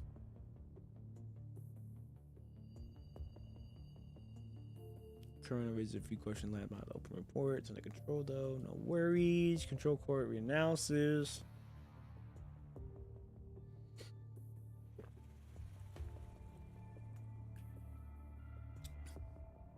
Doing fine. That refers to Lucia, right? Glad to know that we have him here to help us on the inside, but exactly when did this... Lee has apparently guessed the identity of the email sender, since the person has helped him out on countless occasions when it comes to Hyperworld's frame in the Hetero Tower incident. When Lucia just got back to Babylonia, I didn't see any of this coming at all, which is why I failed to bring you up all to my speed. That's on me. My apologies. No, that's fine, Commandant.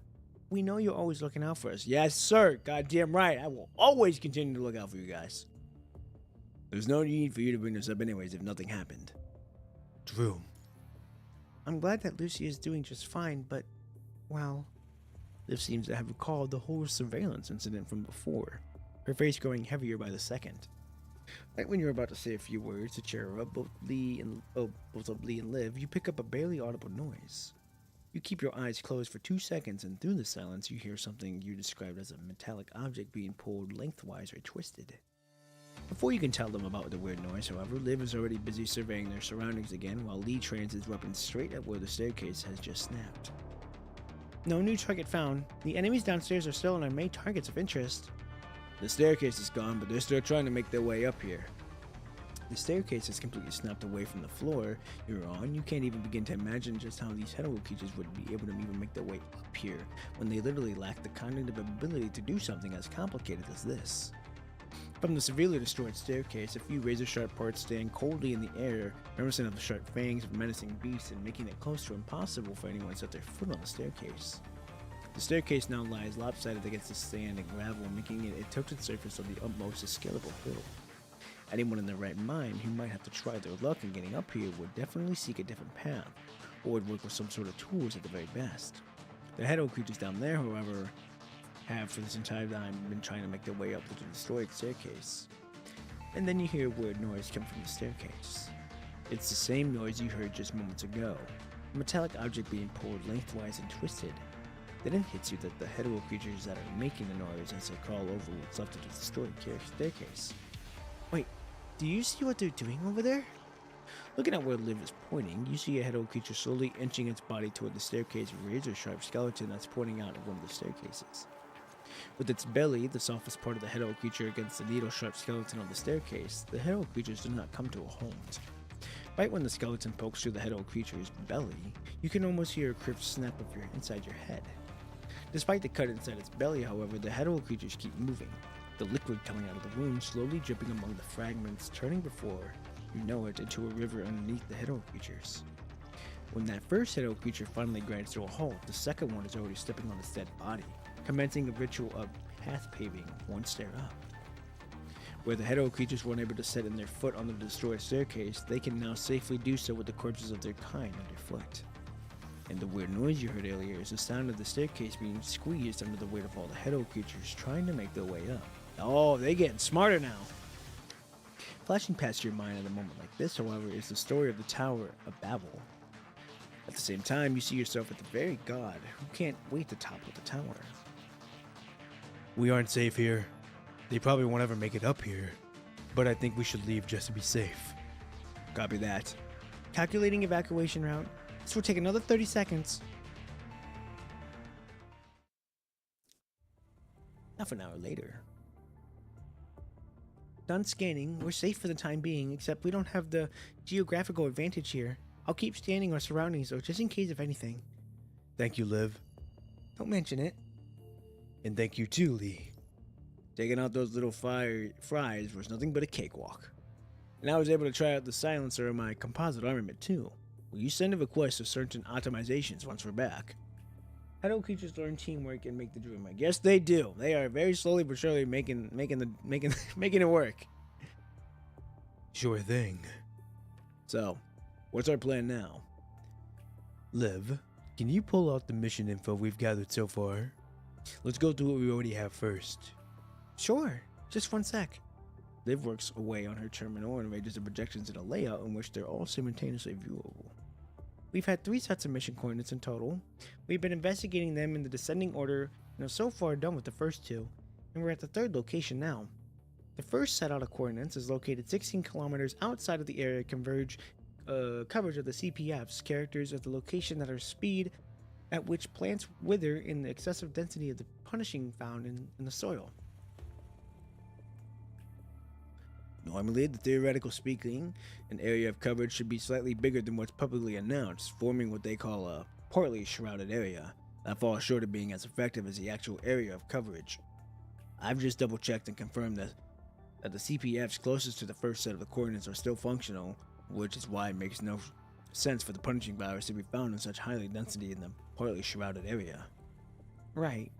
Not to mention that the Hedo creatures that are tougher than the ones we usually have to fight. But they got a power boost from the punishing virus. Question is, where did these nutrients come from? Nothing has occurred in that area recently that might have caused the density of the punishing virus to rise. What about the second set of coordinates? The second set of coordinates is located 5 kilometers southward of where the Conservation Area 46 used to be. It's within the area of coverage, but the CPF there hasn't stopped working. The punishing was no longer the densest there by the time we got there. It was 7 kilometers southward of the Conservation Area instead. And at that new location, 7 kilometers southwestward of the Conservation Area, we came across a pile of dead bodies of the Hedo creatures that occupied about 96 square meters. Based on our observation, we believe some of the corpses have degraded and made their way into the soil. Fortunately, though, given the conservation area's proximity to the Inver Hedo Tower, the citizens from the conservation area might have migrated to the clean zone, and they were the first people to have done so. Which is why there were no casualties when all the Hedo creatures showed up. Well, based on the discussion we've had on our way, it's possible that the same thing happened to these 2 locations. You mean how a bunch of Hedo creatures died on their bodies degraded into the soil? That sounds logical enough. On the assumption that the things happened faster than the first location they did at the second location, which is why we didn't see any half-degraded corpses on the Hedo creatures at the first location. I bet those corpses had completely made their way into the soil at the first location, which is why we're seeing the punishing in such a high density there. There is one question, though, we need to answer if we're working with that assumption, though. Which is? Just who in the world smoked all these Hedo creatures, without catching anyone's attention? Dumbfounded, Lee and Lev say nothing. The 3 of you fall silent together. Could have been a new set? Wow, what is that wording? Could it have been a new ascendant? Well, we can't say for sure. But we don't know if we have a definite conclusion now. Well, let me go ahead and bring this up to speed about the location we're currently at then. The third set of coordinates, which is what remains of City 27, located inside the effective area of coverage because it was slated to be turned into a conservation area. No one came to fix the roads here after the earthquake destroyed them 6 months ago. Construction effort in City 27 have been indefinitely suspended ever since. Most of the refugees live in a small conservation area in the other half of the area of coverage. Despite the overload, the CPFs here are operating normally. In the mission summary we received, they made no note of there being petal creatures in great numbers here in the data that they sent back from Earth. So it's possible that what happened at the first two locations is going to happen here as well, but progress more slowly? Which means something is probably going to show up here soon and kill all the hetero creatures here and come up with a pile of dead bodies. We're missing something from the equation. The CPS at the first two locations weren't working, but the ones here are. Right, there's no way anyone can tell that the CPFs here are just looking at the data. And I'm guessing that means that the hetero creatures here might have a higher resistance against CPFs, or someone's destroying them.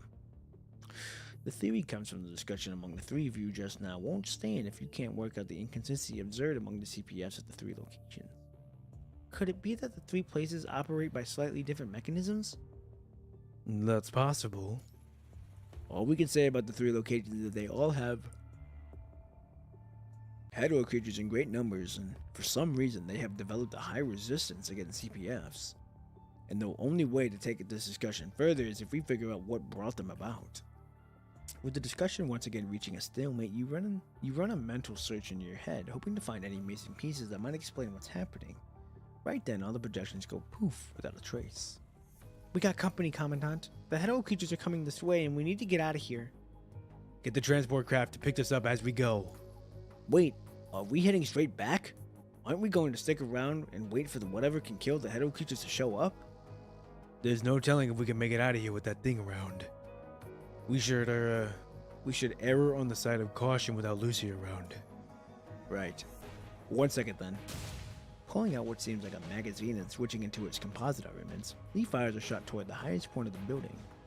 What comes out of his weapon, however, isn't a bullet, but a claw-looking object. One that travels through the air following a trajectory. Oh, is it a zipline? What's that? A monitoring bot that I can control remotely. It'll stay here and keep an eye out on things for us. But it's just a toy that I came up with on a whim and isn't meant to be durable against powerful enemies. Better than nothing, I suppose. Just heard back from the transport craft, Commandant. They can't meet us at the rendezvous point given what's at stake. We need to keep a distance away from the rendezvous point. What do you suggest we do instead then? Let's see. There's a mid-sized conservation area southward of where we are at the mission squad from Babylonia. We can take cover there for the time being. We should prioritize probably giving them a heads up before we go, just in case we can't rid of all of these creatures on our own. We won't be able to do things following us into conservation area. Right, and the one in charge of this mission squad is Vera from Service? Message sent. Okay, looks like we're going to them. Great, let's stay down on the low and head southward now. Interesting.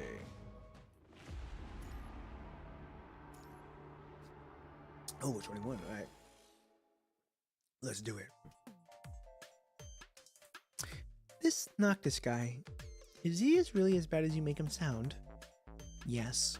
Noctis is a lazy troublemaker. I'm always there to handle his poop every time Captain is mad at him. Are you sure you didn't mean to say that? You're always there to deal with the messes he causes? Yes, that's what I meant. Number 21 does a disgusted squint. Her cobot raises his legs, apparently wanting to give Noctis a few metaphorical kicks in the butt.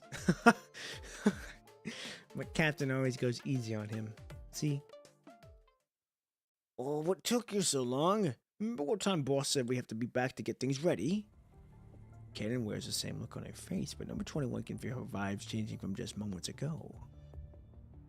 It's quite a walk back from the forest. Oh, it's a kid, okay. Think I've never tried walking back there myself? It only took me 15 minutes when I did that. When are you going to stop slacking off? I wasn't slacking off. And today of all days, huh? Why are you doing this when boss and everyone else here are so nice to you? Oh boy. The boy's growling volume draws the attention of two people sitting by the tent who are busy organizing their things.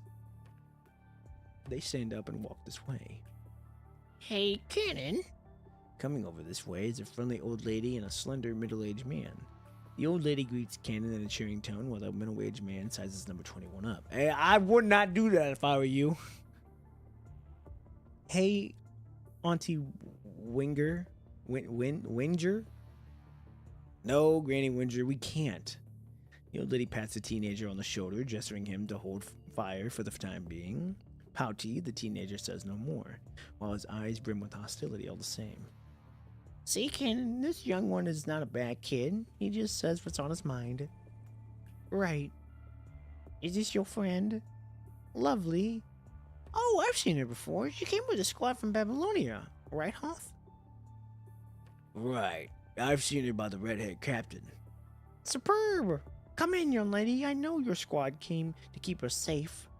We're celebrating Self-Salvation Day today in commemoration for when Salos led us into forming the self-help group. It's gonna get rowdy in a bit. See, Hans and I were just organizing the light bulbs that we've been decorating with tents with.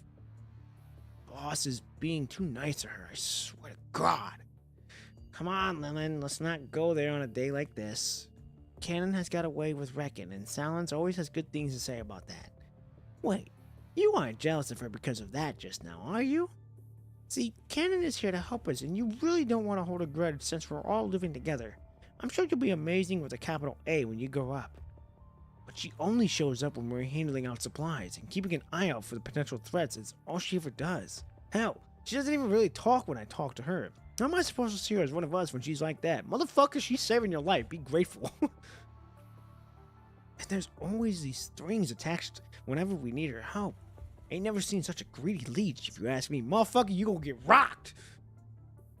I even hear her saying all these words and phrases sometimes I don't even understand. She's just weird. Keep talking, boy. We would never have asked her to come down here to help us out if Saharan didn't go. And this leech isn't even helping us for free. All we know. Lillian. Old lady's face grows heavy at the mention of the name Sarin. The middle-aged man by the name of Hans wastes no time giving Lillian a piece of his mind, realizing what he has just done. The teenager says nothing. Sorry, Granny. I didn't mean to. Wait, and I thought you came in with your squad to help us find the people who went missing. What's taking you people so long? What are you doing goofing around with that lead? Just go and find Saharan already. Lillian directs the question to number 21 with a slightly quiet tone, apparently knowing that he isn't going to get answers if he wants to get questions out of number 21. Hurry up and get in. Dinner should be ready in a bit. Nodding at Hoth, Cannon grabs number 21 by the arm and dashes off. When number 21 looks back, she sees the gray-haired woman in the arms of Hoth, her shoulders shivering slightly. Oh boy. Oh boy, oh boy. I'm sorry, number 21. What are you sorry for? For how you were treated back there. It's all my fault. No, it's not. Oh, I see. A lot of people here are like this to me. It might not be your fault. It's probably you carry different vibes from people. People here label me as odd when they sense something different about me. Animals accept and reject individuals based on smell. And humans might differ slightly from animals in certain ways, except feelings don't lie. Hence why Lillian treated you. Basically, he saw you as an oddball too. Only saving grace, though, is that he apparently guessed who you were, which is why he didn't spew more venom than he already had. Number 21 wonders if she somehow picked up on Cannon's vibe hanging out with her, and what people think of Vera and Noctis when they see them standing with her. She wonders if people want to throw Vera and Noctis into the garbage yard too, just because they hate the service. Just when number 21's mind is about to go agitated, she feels a sting from her restraint around her neck, subduing the ripples in her head with pain. Are you feeling okay? Oh, come on, over here, it's about to start! Already? I'm not even done here yet! Wait! Before number 21 can answer Cannon's question, their surrounding grows rowdy with people gathering toward the biggest tent at the base. Hey, if you aren't in a hurry, would you mind if I walk out with you after claiming my share of supplies? I doubt there would be anything useful left for me to claim if I don't do it myself. Cannon asks number 21 with a somewhat awkward expression. When number 21 nods, Cannon once again reassures her that number 21 feels fine before they head toward the tent with the crowd. Interesting, okay. The inside of the big reinforced tent bustles with people, most of whom with a smile on their faces. Caught right in the middle of a festive vibe, number 21 feels slightly out of place. Mixed with the burnt smell of low-quality tobacco and the odor of human bodies, the smell of heated food fills the air and warms the body. With all the unneeded decorations put away either outside of the tent or in the corners, the center of the tent now holds a makeshift wooden stage. One side of the wooden stage is lined with a slightly disorganized row of long tables with cups sitting on one of them. People gather around the table to get drinks. Another table carries some food made with canned food and ingredients that had been sitting around for quite some time. Two of the pots sitting on the table seem passerby decorated. Drooling, all the adults and kids are all looking at the food, but none of them fight over it. Cannon has been talking with a woman in a hat since she's entered the tent, while number 21 remains standing where she is. Looking up, number 21 sees a yellowish light bulbs hanging from the ceiling of the tent, flashing cords in the light line of the overhead beams in addition to the main source of light. Many of the light bulbs don't work anymore, but the specks of light were here and there still memorized number 21. I just asked around and found that Salins were about to give a speech in a bit. Let's get some food after that and bounce. You need to eat. I don't, but I can get some useful stuff if I exchange my food with people. Oh, that's kind of smart though. That's smart. That's street smart thinking right there. There are merchants passing by this conservation area all the time, and I think it's from them that I get, well, what I need for my body. I see. Right then all the clangs of someone beating a piece of inmanual tableware, people turn in unison to face where the clang comes from, and with it the crowd falls silent. On the stage, that's only big enough for one occupant, a tall man greets the crowd with a smile. How's everyone doing today? The simple greeting sets off a tsunami of applause. Seeing people raising their arms to greet him, the man nods back with a grin. Thank you all for being here today. We're all here today not only to celebrate having lived through yet another year, but we're also in commemoration of what's happened over the past few years and the people we shall not forget. We're living through a time in which the whole of who you are is greater than the sum of our parts. And trust, my dear friends, is what makes us strong. Now, I've never failed to take the opportunity to recount the hardship we've had to live through one of this special day every year, but in the interest of time, I'll save us all the pain of having to listen to the same old stories this year. Hey, don't do that. I'm new here. I'm all ears. Is that a bedtime story? Raise your hand if you want him to tell a bedtime story. As they speak, people wait in anticipation for their leader to take down the memory lane, with times they can still recount by heart. When Salins raises his hand to yet another smile, people stop talking and return their gaze to him. Let me take this opportunity to extend my heartfelt welcome to our new friends. You can try to catch me or someone else who knows all about our stories and bring you up to speed, but do allow me to skip a few things here and there as we go. With that said, however, I'd still like to ask all of you to pay our respect when respect is due to everything we have overcome together, and to all those who have sacrificed themselves for us to be here. With it, the tent falls completely quiet. Remnants of a church without a single soul, with Salins leading the prayer, everyone fully immersed in the mood of the moment, even the children. These people might have come from different walks of life, but here they are, remembering the darkest moments they've all lived through together. About a minute later, the crowd finally emerges out of the prayer and the noises of talking resumes. I'd like to thank you all here for your trust, because without you, we would have not been here to see this light that shines through the night today, says Salins as he passes his eyes over every face in the audience. There are many who have known him for years. When they meet Salins in their eyes brim with tears. As all of you already know, we are currently facing some difficult challenges. Some of us have come back home wounded, while some have gone missing with their whereabouts unknown. But I'm sure we'll do everything we can to find them like we have so many times before, and I'm sure all of us will continue to contribute to that. And seeing as they aren't here with us today, we'll hold a homecoming party for them when they come back home again. Another tsunami of applause drowns the place, with sobs or cries, tears coming from here and there. I've got some good news to share too.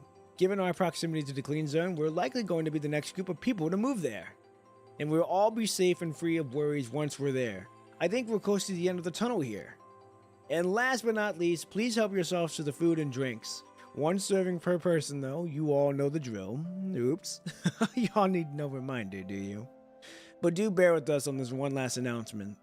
Yes, I promise this is going to be a last announcement of the day.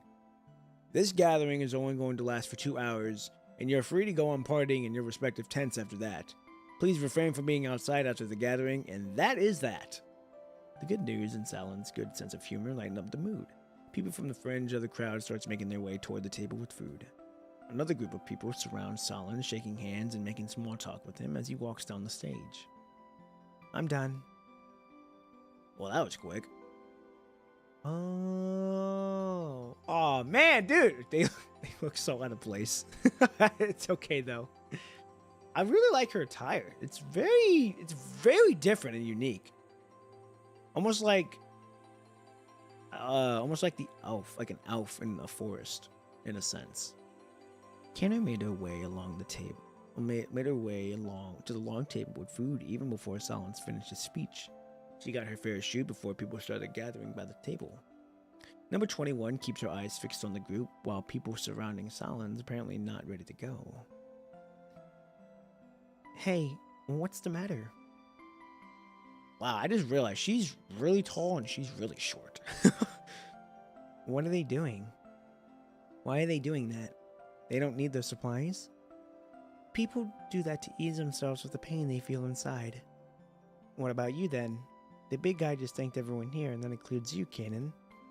Salons is probably a reliable and trustworthy person, but he's their leader here. Anyone who wants to be a leader here has to become a part of them, which is not something I can do. It's just like you said, 21. You have no idea why some people are hostile against you. That's because there's no way you become part of what you don't belong to. Unless you forgive up on being who you are.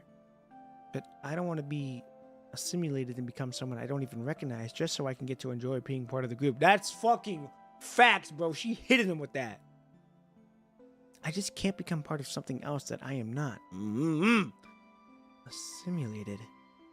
As number 21 repeats what Cannon just said. Come on, let's get going. We need to go to the cross. We just need to cross this conservation area and keep walking down that path there, and we'll reach your encampment. Sure. Having only taken a few steps, however, number 21 stops Cannon. What if this is what I saw in my terminal? A wolf pups go missing after it's born. How will our efforts find its way back to the other wolves? Well, I guess it's going to be hard. Without another wolf around to teach it how to survive the world, it won't last even a few days. And even if the baby wolf is lucky enough to fend for itself and even find food, it won't last long on its own. A wolf pack doesn't take in some wolf they don't know. I see. Let's go. Ready to leave, number 21 starts walking.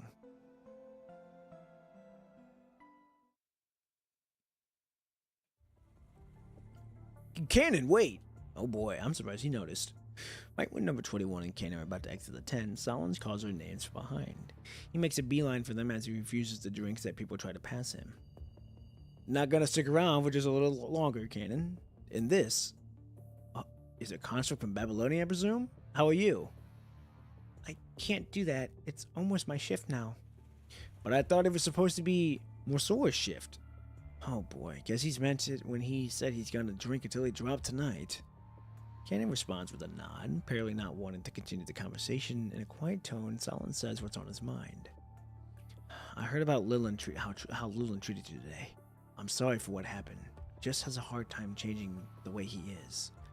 I talked about one for all and all for one all the time, and I'm sure he got that off me. I mean, that's what's been helping us through the toughest of days here. Anyhow, I'll have a talk with him. He's really helpful, and he's on good terms with most people here. The way you live can come across as a little special here, and that's not to say you need to change the way you live, of course, and I'm sure you know that. It's just the way you live your life probably reminds Dylan of what he's experienced in the past. And it's because of that is... Anyhow, allow me to apologize to you on his behalf. That's fine. Auntie Wigner had all smoothed it out for us. Oh, is that so? That's great then. Right when Zellens is about to say something more, a dead drunk woman shows up and stuffs a mug of beer into his hand. Oh boy, this can only go so well. Silence. That was great of what you said. You are. Jeez, Susie. How much did you drink? Just wait. Hey, come on, we gotta do this. Here, bottoms up. And you just do whatever floats your boat. Bleak, bleak. Seeing what's happening, Kanan nods at Solins and, elbowing her way through the crowd that's gathering this way for the look at the scene, leaves the tent. Oh boy. Oh, we're fighting? I forgot that we were fighting. I thought this was just story.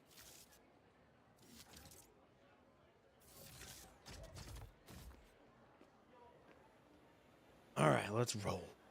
Before the party tent. Back to our place. Alright. Where are we going?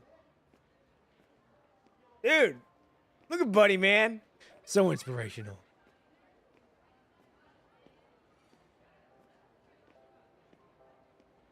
This is so good. The music too, bro. Are we just following Cobot? Lead the way, Cobot!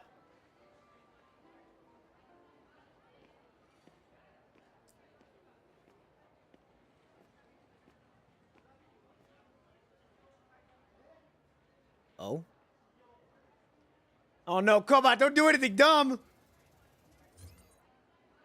No, Cobot, what are you doing?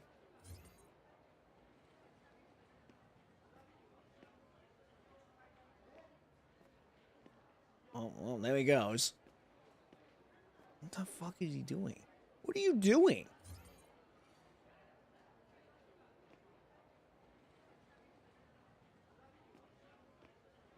I'm not gonna lie, the camera scenes are getting better and better. Very nice to make though. Alright, if we turn around and he's not there. Okay, he's there. What is that?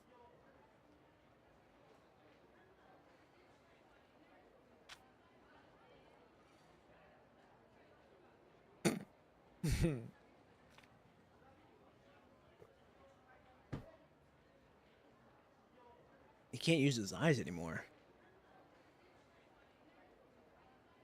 Oh, is that the artificial eye? Okay. Should be more around here. Alright, looks like we're tracking something now.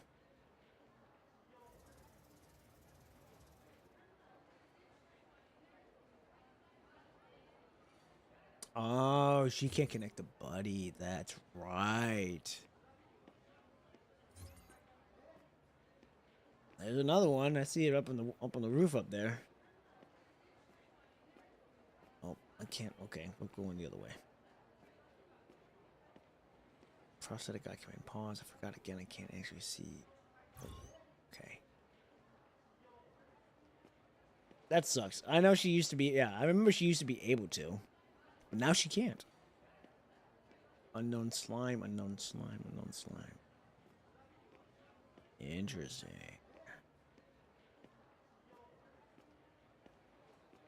Oh yeah, something's here. Don't know what though, but something's here. I can't even look up to see it. Oh, there's someone down. Dead person who just... Oh, it's a dead person? Oh boy.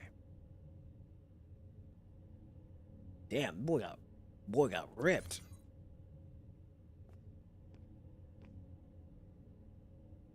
Strangers on the ground with human tissue and punishing virus. Okay. Interesting. Got some more. Oh, there's more. Oh, we're dealing with. Oh, there's more dead people here. Oh boy, this should be fun.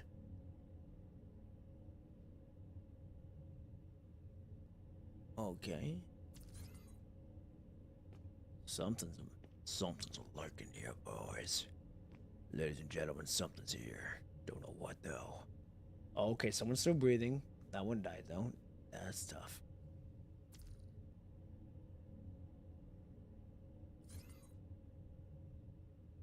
we help him? Nope. We're just gonna leave him be.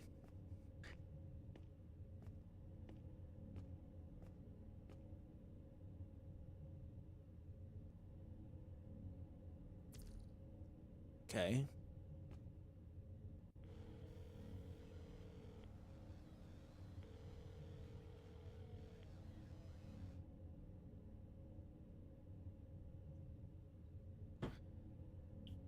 Alright, put the one back out. Let's roll. I wonder if we're gonna see it when we come out. That'll be the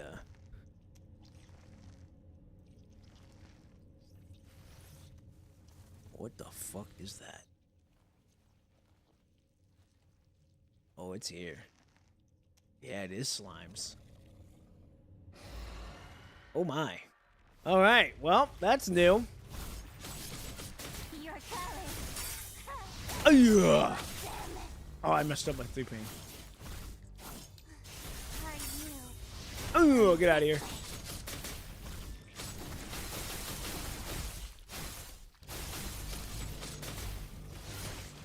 Whoa, what is happening here? We're going, we might be going crazy here in a minute. Holy shit, what is happening? Oh my god, we're gonna fucking... That was fucking weird.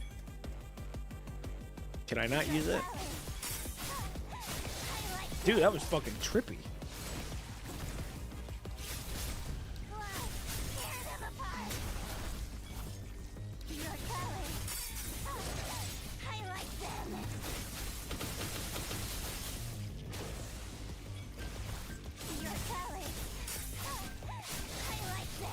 Alright, we're here. This is 2-2.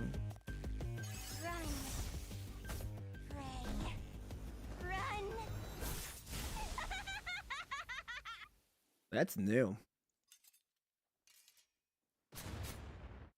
Uh-oh. Time to go. Oh, hold on. There's a shit ton of them out here. We gotta protect the people.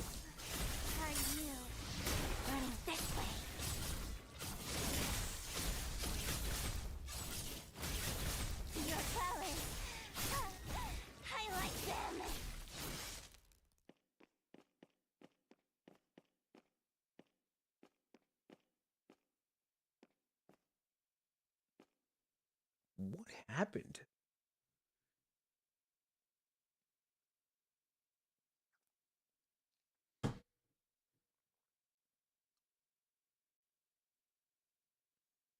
Okay. Now what happened to Cannon? Where the hell is she at?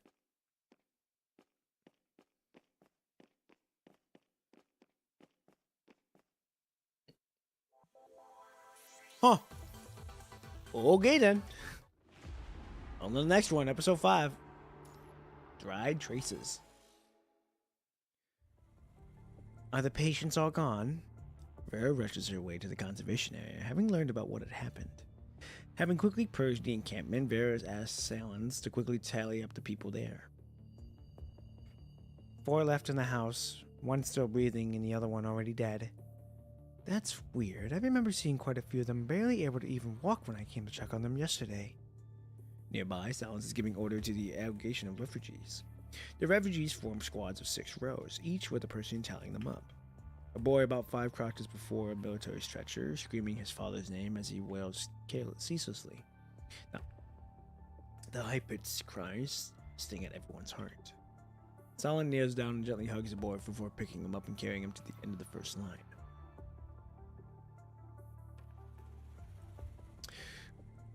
Winger, how could you look after Dak's son for now, please?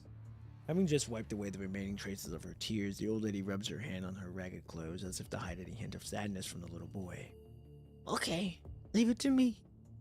Salon nods and puts the boy down before setting him off. Salon nods onto the pair of the tiny but caseless hands. Chap, your dad will be back soon. You saw the doctor giving him a checkup and treatment earlier, right?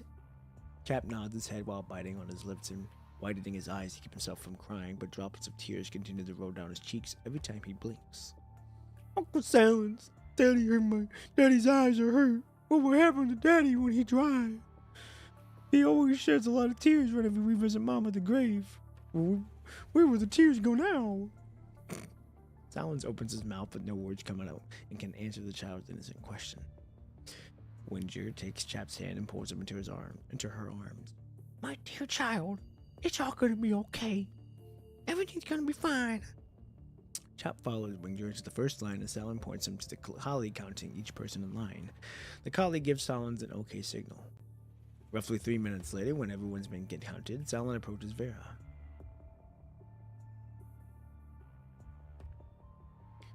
Vera, we have 6 deaths, 12 injured, and 9 missing, including the ones who were missing before. We've got a total of 26 unaccounted for. Thank God you and your team were here in the area when it happened, or it would have been much worse. But the missing 26, every one of them is important to us. I know you only have a few hands, so if there's anything we can do, please let me know anytime. If there's anything, I will, but let's make sure these people are safe first. Vera points to the crowd behind Silence. One of my members told me that the Hero creatures appeared here inside of the makeshift shed. If my memory serves me correctly, that's where the injured were cared for. Is that right? Yes, before you arrived, the shed was a resting spot for merchants or informants, but we took over the place when the infected grew in number. Who was the last person to check on the shed before the incident? Is he on the death or missing list? He was a nurse by the name of Vane, about 20. She is also one of the missing. And Dak, he's not a professional nurse, but he's been learning how to care for patients ever since his wife passed. Anyway, he's been helping out in the shed. His face is severely infected, which caused some complications. The doctor said he went awake for a while. The last time I saw patients, many of them couldn't walk. How are they doing now? Can they walk now? We haven't had enough serum for a long while now. We've been giving dilated on minimum medication, so we aren't going to recover anytime soon. Wait. We got a shipment of medicine late this afternoon. I gave him the Vein. Maybe she ran inside the dosage? Increase in medication won't heal rotting bones and flesh in a few hours. Has anyone seen and heard patients call for help or run away? We were all enjoying the precious holiday at the time when it happened. Nobody saw or heard anything before the white-haired guy who one of us noticed the monsters. What about the entrance of the shed? Any signs of damage? There is, but we don't know what caused it. Everyone was panicking. Fighting was inevitably caused some damage. Vera looks past Silence at the sight until just not long so ago was filled with joy and laughter. This makes no sense. How did the patients move elsewhere? If the Hero creature carried them off, there should be witnesses or tracks. With that, Silent falls silent too. How about you help me out now? Get everyone who's not on some urgent task gathered at the clearing. I'll leave a few of my people here to protect you. Give me half an hour to search this area. No problem. I'll explain the situation to everyone. Number 21. Chop chop and get to work. Yep. Oh yeah, back on to the investigation.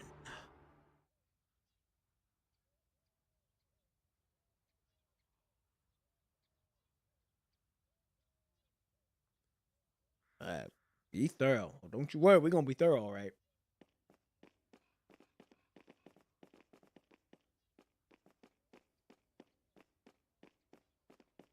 Investigate the conservation area carefully. Let's do it.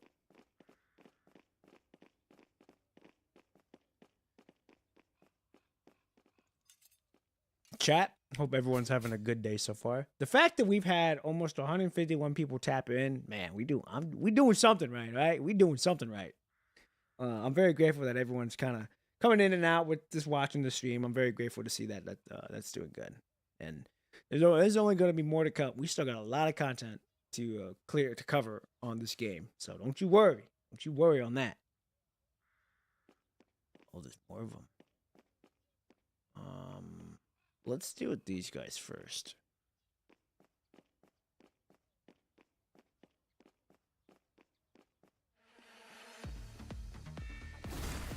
Ooh!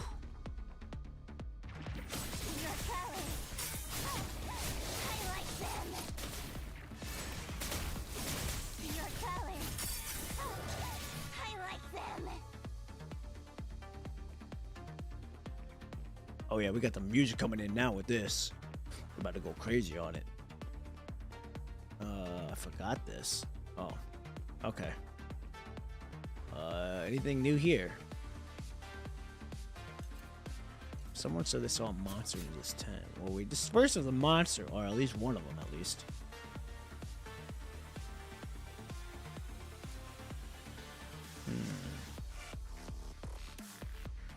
Could be also be a false alarm. No, we just got done with fighting the people. Alright, let's go check back here. There we go, right here.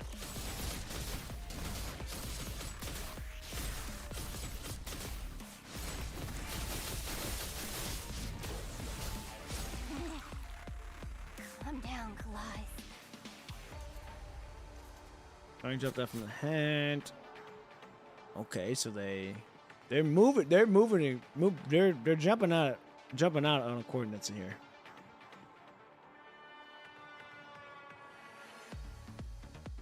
Okay.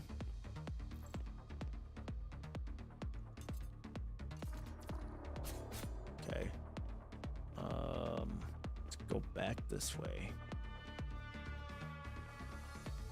So one that I'm missing. There we go, right here. Ow. Red and gray braided rope probably won't mess one of the ways. Report to the investigator. Going back to there now. As much as I do not want to admit it, I have a feeling Canon is kind of playing a part here. That's just my take. I think she is playing a part.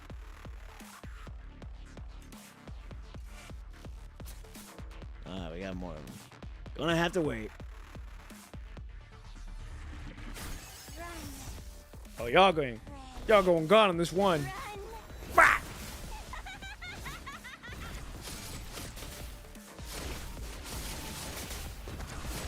Oh yeah.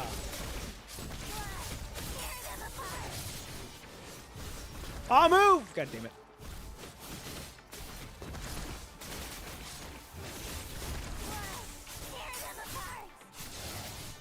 There we go.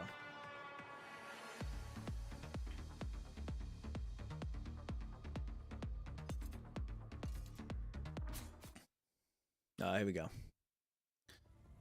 Tracks. They went that way.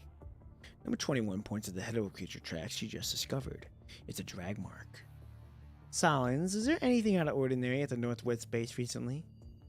Musar, Lilin, Cannon, come over here. Have you guys noticed anything unusual on your patrols? Northwest? Nothing I can remember. I've been guarding the south for the past week. The north was the boy and the girl alternated.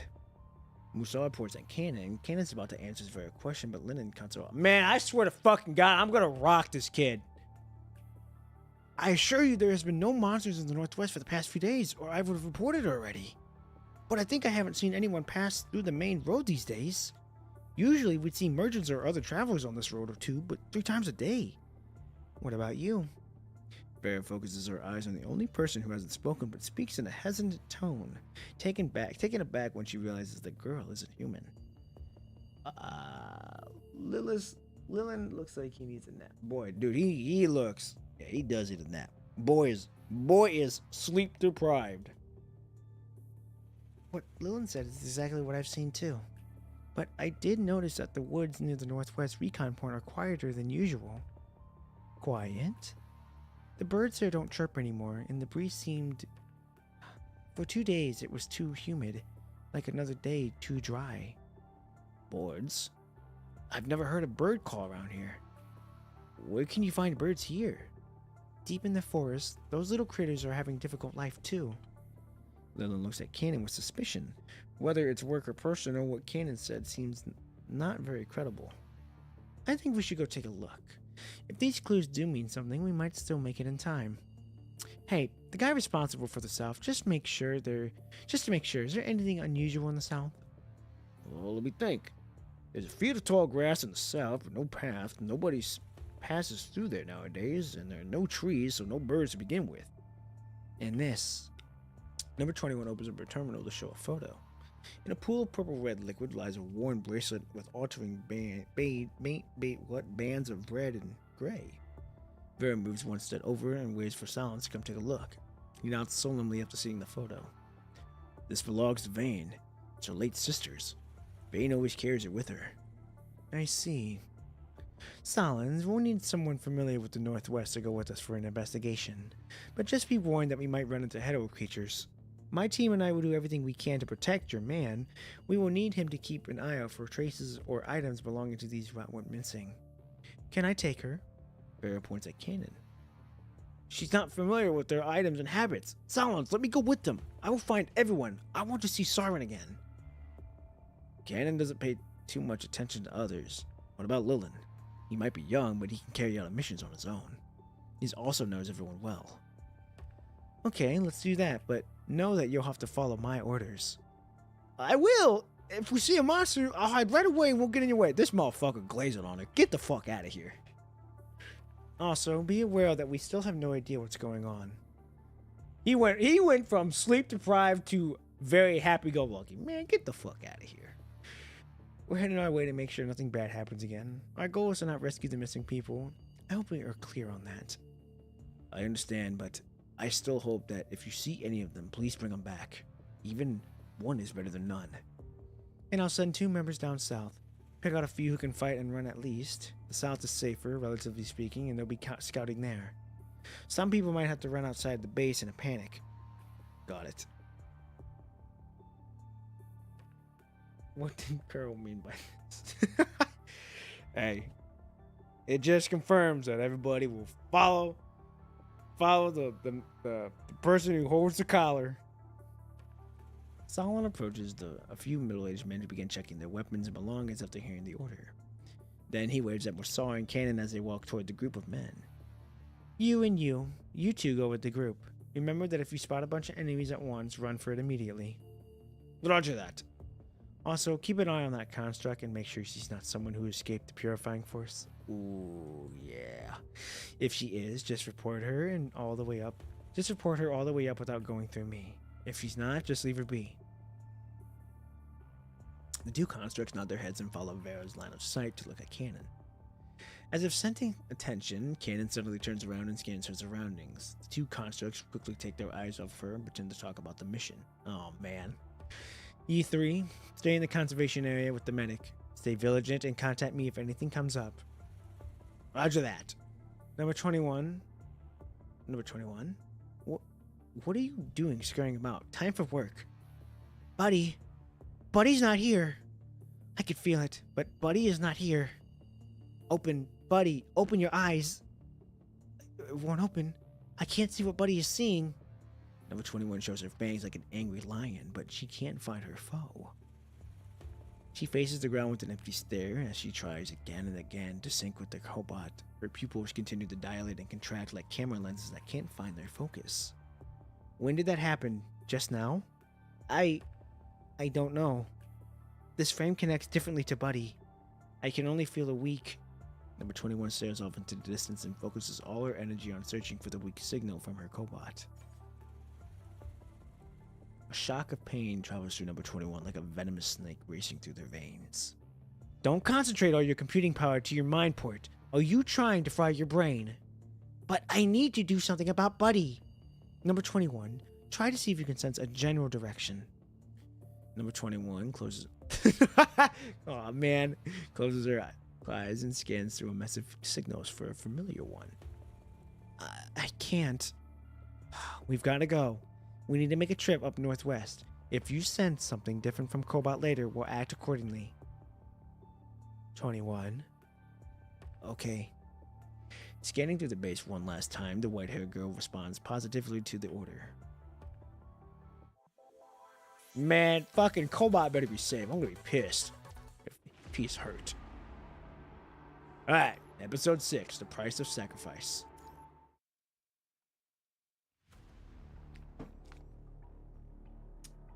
Bro went to go get milk. I got a taste of freedom and bounced. But he liked number 21. He was like a dog. He was like a dog to her. He was like, oh, freedom. Gotta go away for a little bit. Here we go. A slimy, sticky crawling sound echoes through the dim room. Inside a simple coil makes piles of boundaries and rebars. A few flora and fauna-like hetero creatures are wandering about. The monsters walk past one another without any aggression. Instead, they move together as a group toward the edge of the coil. Within 1 meter of the coil is a house-cleaning robot that is dead from running out of power. The hetero creatures reach out their limbs hysterically at the slumbering machine and keep ramming into the fence that is stopping them. Gradually, the commotion slows to a halt. 2 plant-like hetero creatures extend their crown upward and grab onto the highest rebar of the coil. Next, 3 amphibian-like hetero creatures slowly climb upward along the bodies of their kind. Oh, they're doing work now. After some struggle, they realize that the slimy skin of their kind is not suitable for climbing. The hetero creature leading the procession extends its concealed blade on its limb and it stabs into the body of one of its friends, pushing it this far up to another level. When the last hetero creature climbs onto the branch leading to the crown, the thin branch finally splits straight down the middle from the weight. The unfortunate climber and the 2 plant-like hetero creatures tumble onto Earth, their crowns still clinging to the top. The 2 hetero creatures that made this way over to the enclosed doors on their prey begin their aggressive attack on the silent machine. Sir, a call from Lithos. Grey Raven, they have left, sir. But they left the eye, which I asked Mr. Monster to remove. What? Everything else is as if you predicted it. Your cargo is ready in the paper crane. I don't think we need the batch to know what this means. Yes. Social activity has appeared in City 27.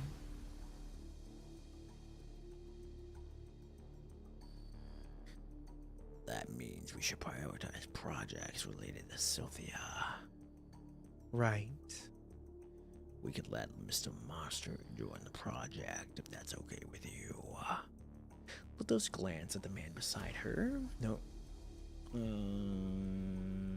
But he is looking downward and is as quiet as the long winter night. Maybe meeting him was destiny steering us into the future we see now. Cinderelic and I couldn't be more thankful for the projects related to Sophia, but they might not be best for you. If I may, are you sure we want to initiate the backup plan? They are the backup plans precisely because they will achieve the results we desire. Don't worry. Then I know what I should do next. I really hope she becomes the key that you need. Are you gonna keep observing them? Cinderella points at the hetero creatures that are still attacking their prey. Get rid of them. There's no room for doubt. But only a proportion of samples displayed cooperative behaviors. That already proves that it's possible. Go and turn them into Earth-like creatures. That will make it easier for the Ascendants and humans to understand and manipulate hetero creatures. You also need to start preparing items related to Sylvia. Yes, sir. Von Gut looks at the girl with the wings to see if she has any other concerns. I was thinking about what Lithos said earlier, about Project Sophia might not be the best choice for you. Because the project will destroy the original person and the survivors, and that would mean a higher risk with Haywire. That tower is evidence that humans discovered the key before us, but lost control of it.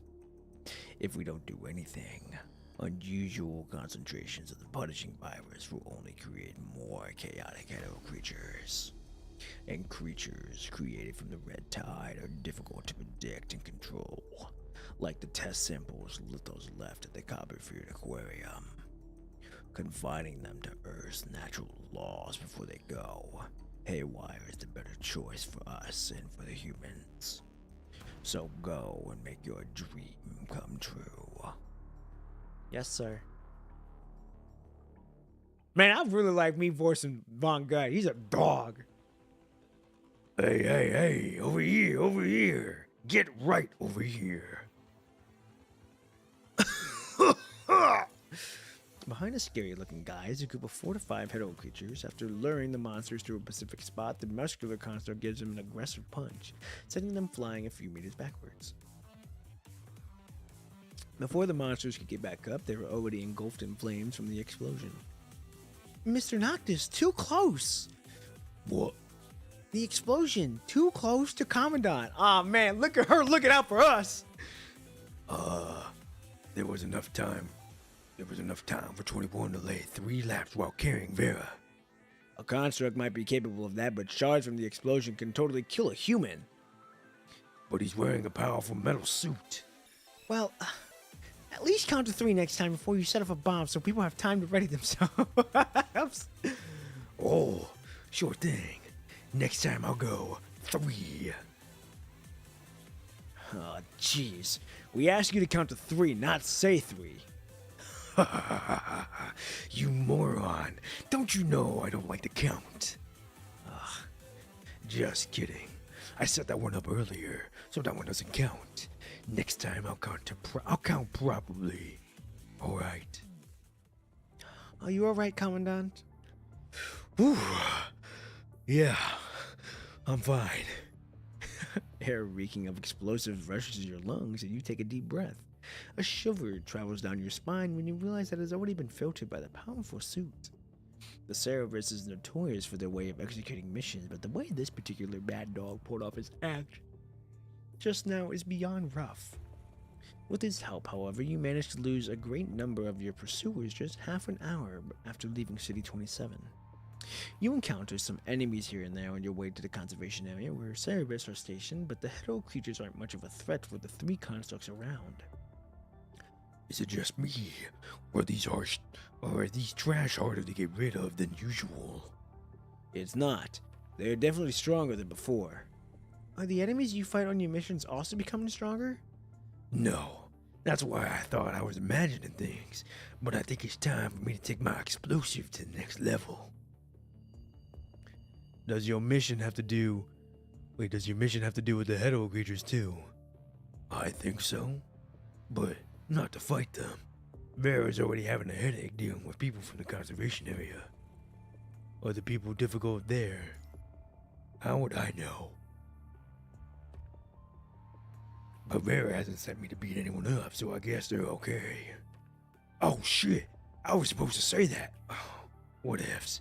If someone asks, I'll just say the little foolish girl said it. Maybe it's a lack of resources? After we get there, we'll be able to help. Really? Boy, aren't you kind.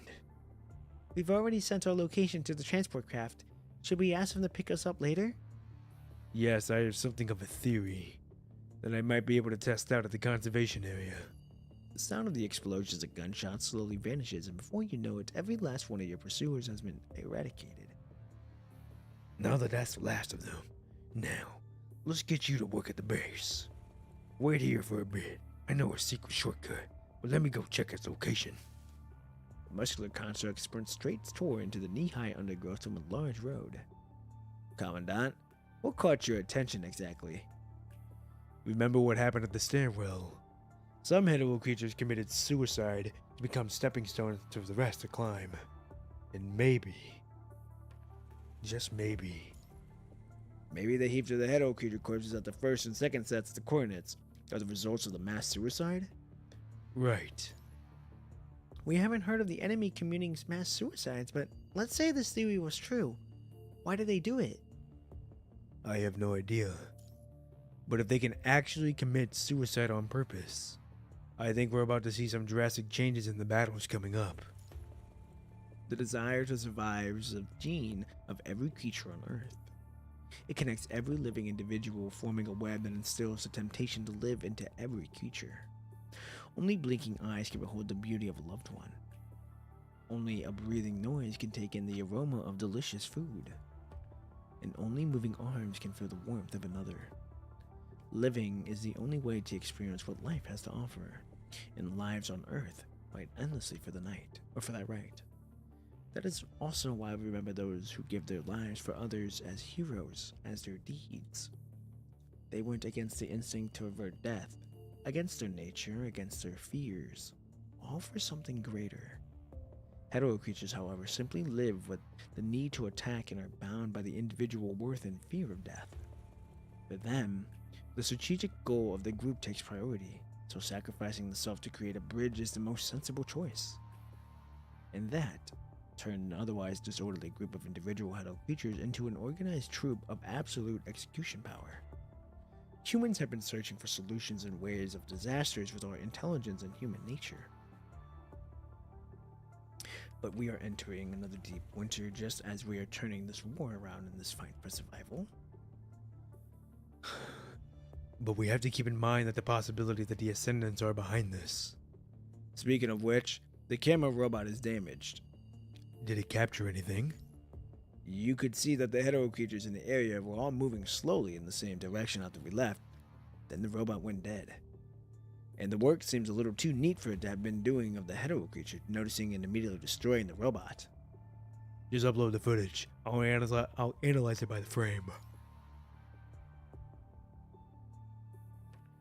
Hey, Great Raven, over here. Noctis hops down from a tree, crushing a handful of lush vegetation. Hey, are we going to wade through this meadow? Yep. You can't tell there's a path, right? I told you it's a secret shortcut.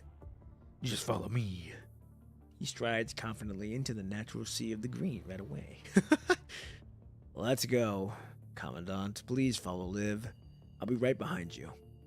Lee says after a frustrated sigh. Hey, Noctis is a one-of-a-kind man. At the other end of the meadow, with weapons in hand, the humans and constructs are cutting a path through all the tall grass. The two groups will soon meet somewhere among the sea of green. Oh, this is where we're going to meet. Okay, I see now. Alright, we're going to do this one, and this should take us right to the 3-hour mark. Let's get started. I'll take the left and you take the right. Number 21, shorty, stay close to us. I'm not short. I'm not done growing yet. Man, fuck out of here with the glizzy. Right. Number 21 walks on the other side of the road with a blank face and focuses on some marks left on the undergrowth and mud. Her tail swings quickly but mindlessly, destroying a few frail, fragile flowers. I know, Vera. We see it. Is Colonel the one responsible for developing number 21's new frame? Yes. Under whose order? Forget it. We need a lot of help from Colonel, even if we wanted to design it ourselves. We have no data on her current design. This frame might just become the victim of some complicated war one day. It's better to let one party complete the entire design rather than have both sides be skeptical about the other's design. For developers, getting the new frame to work is one of the only way to obtain a new valid data. So I can understand why he decided to hand over the authority of design. But I can promise you that I hold significant influence even if I can only supervise the process. I would like to receive a copy of every progress and compatibility report. This is a reasonable request from the supervisor of number 21, right? I'll see to it as long as this classified development information is kept safe. On behalf of 21, I really appreciate your help. The red-haired construct puts on a bright smile, but under her perfect smile stirs rage, suppressed anger. I'll get going then. Right. One second, Vera. I know number 21 has a little common sense and has trouble with words, but do you know anything about what she wrote about her wish for her new frame? What did she write? To have the smell of humans. That's interesting. Ever since she returned from a mission in a little town, the smell of humans became one of her favorite phrases. Vera never paid too much attention to it when it appeared in the daily squabbles of Cerebus. The smell of humans, and it's something that becomes non-existent the moment someone chooses to become a construct. Noctis is no brighter, and Vera would give him a painful kick at the moment she heard him say something like that. But for someone who was robbed from her human experience, crazy phrases like this seem oddly fitting. But nobody knows what number 21 needs to become the human she imagined. The original goal was to provide her with some extra options on top of stability. But live testing has shown that the frame cannot follow her wishes if it is to maintain stability. And as far as the frame stability goes, most constructs experience the fear and panic when the self-imagined self is different from their actual self. Basically, it's when their inner self cannot accept reality. Does number 21 really know her heart? She is showing a lower compatibility in the human-like frame than her current frame. Number 21, can you find what you are desperately looking for? Captain, is Buddy going to die? If you're the one who is lost, are you going to sit there and wait for death? No, I'll come back to be with you. Then you should know more than anyone else that Buddy isn't going to give up so easily. Right. Having some motivation recovered, number 21 rushes back to her research area.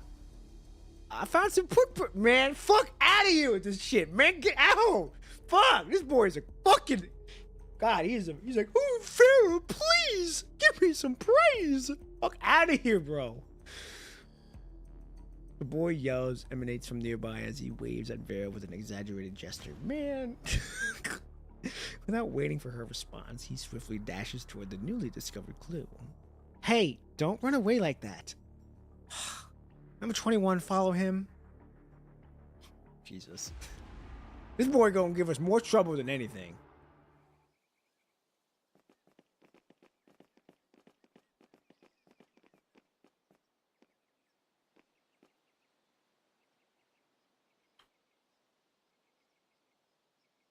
Northwest Forest. Oh, wow, what the fuck?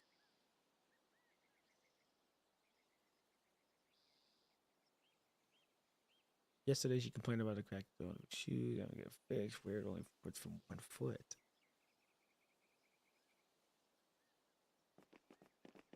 We rolling.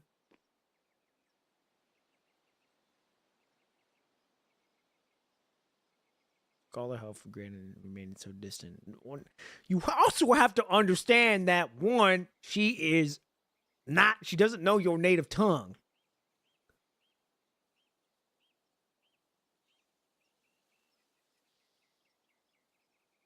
Alright, let's do this. Well, this is new.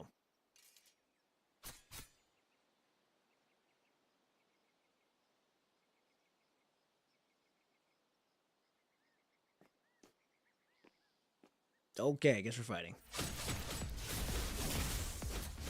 What? Why didn't it 3-pane? There we go. There we go. There's one. Is that all of them?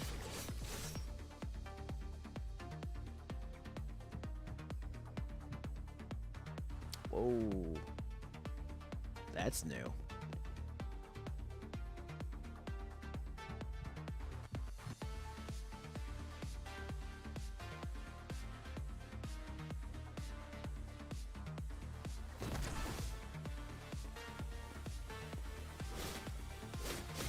Oh no. Stay away from the enemies, rest to ease the headache. You're telling me I gotta run? Oh! You're telling me I can't fight? I gotta fucking walk away? Oh, damn, Vera. Come on. We gotta help her. We gotta go. We gotta help her. Pain seems to ease a bit.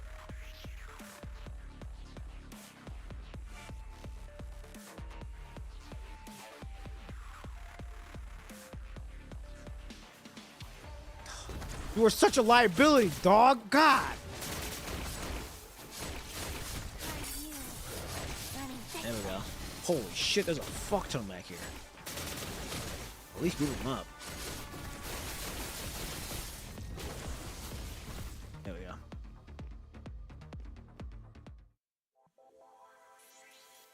Oh, that chapter ended quickly. Never mind, we're gonna do another one. Boss fight. We're not. Oh, okay, this is about. Okay, here we go. Twisted Fate. Here we go. Normal POV using your own character. I'm using my own character.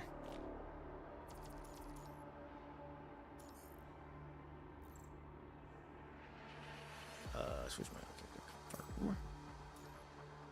Oh yeah, we doing mine. I think this is mine. Yeah, chilling. All right.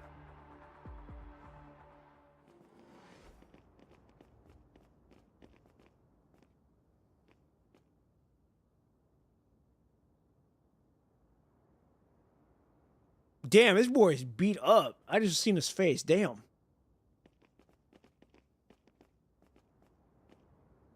All right, we're going up.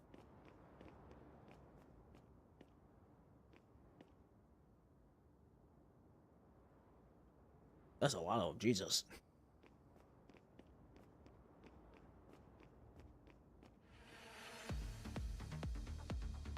Holy cow, this is a big ass forest.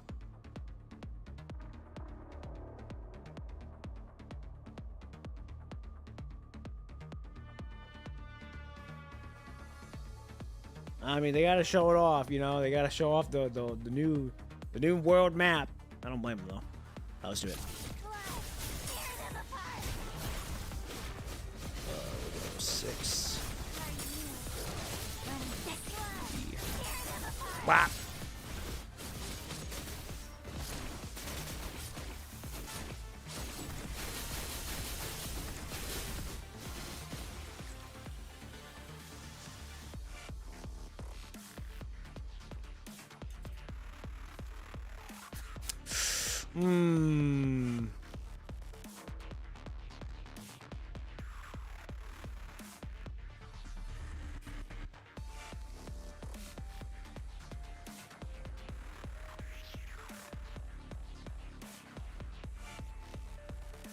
Alright, here we go. More of them are on the way. Oh, jeez, we're surrounded now.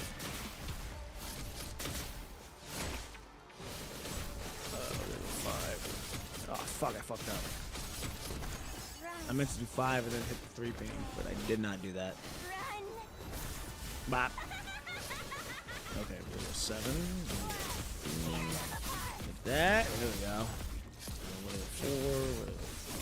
4.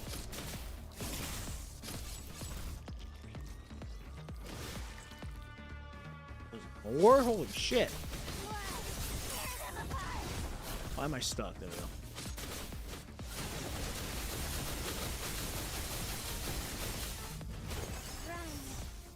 There we go, come on.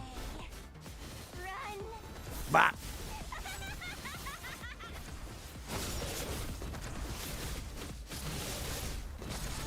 Oh, you are stuck. There we go, we're done.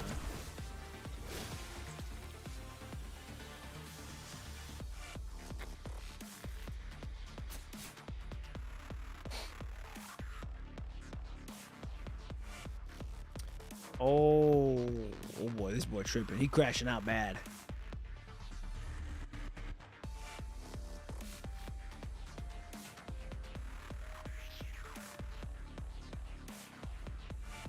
He just ran and then came back. Holy shit, there's a lot of them here. I need a bring. Give me a break. There we go. That's what I wanted. Calm down, Kalais. He's just running. Still can't get through. Oh, the communication signal was disrupted, but it was working yesterday. Oh, is this stuff jammed? It's been stored in the exclusive box all this time, so technically this can't happen. While the two of them talk, the construct persistently attempts to adjust the equipment's parameters, only to hear static noise off and on. Okay, how about this? Since there's no other option right now, I'll stay here and I'll try my luck with it. And I'll keep you updated once there's any progress. The construct gives you a knock as a nod before turning back to work on the manufacturing device. Well, let's look around first. Showing no objection, Noxus shrugs and proceeds to follow you out of the transport craft. I'm sorry, Commandant. What? Why would you hurt me? What? Why would you hurt? What? Yeah, what? Why would you hurt me? As you step out of the craft, Liv rushes almost colliding with you while clutching a medic box in her hand. Oh, wait, don't worry about it. Do your thing. I'm totally okay. Don't worry, Liv. You actually didn't bump into me. Are there a lot of casualties? The medic said that they've already provided treatment to all the wounded after the incident, but we just noticed varying degrees of deterioration in everyone's wounds, even with the sufficient doses ejected. The serum seems to be not working as effectively as expected. And one of the medics accidentally came into contact with an infected patient's body fluid, so I'm bringing medicine over. Liv, please be careful. After giving you a brief nod, Liv hurriedly departs, grabbing the medicine box tightly in her hand. Hello, officer. Just call me Poppin' B. Officer Poppin' B, is there anything I can help you with? Ah, man, no sir, you all good. Talon's expression shows genuine sincerity. Before arriving here, your squad and Noctis ran into a search group on the south of the conservation area. After Noctis exchanged information with a construct in the group, they decided to let one of them escort Noctis and you back. After learning about what happened in the campsite from Salins, you intended to contact Vera for the discussion regarding the next step. However, you soon discovered a significant signal disruption in the vicinity. They've been manning this Eclipse frame since... Dude, does she... I want to know. Does she even... Does she still live into that frame in, like, the future chapters? Does she even get... Do we even get... I know we... Like, in the story, we kind of can't. Or, like, she kind of can't because the Eclipse form... Not the Eclipse form, the, Imperia form, like, kind of fucks with her mind really bad. But does she even get an upgrade? Do we see her even get out of that frame in the later chapters? Like, I know you, I've seen your YouTube. I know you're like almost, I think you're caught up with everything. Does she even change at all? Does she still have her Eclipse form then? That's my question. But if it's a spoiler, then I guess don't say it. Oh, I don't know. Not where I'm at. Bruh. Tell me she still has the Eclipse form? Damn. They doing her dirty. They doing our woman dirty. She needs to get a new frame. I get why the Imperia is like a very story one, but just because it fits with like everything that happened, but like get us another frame, please. As if enveloped by a vial of mist, the entire area suddenly lost all communication signals, casting a sense of unease over everyone present. I could send my men to assist you if you plan to rendezvous with Captain Vera. We'll need to be discreet before taking any action.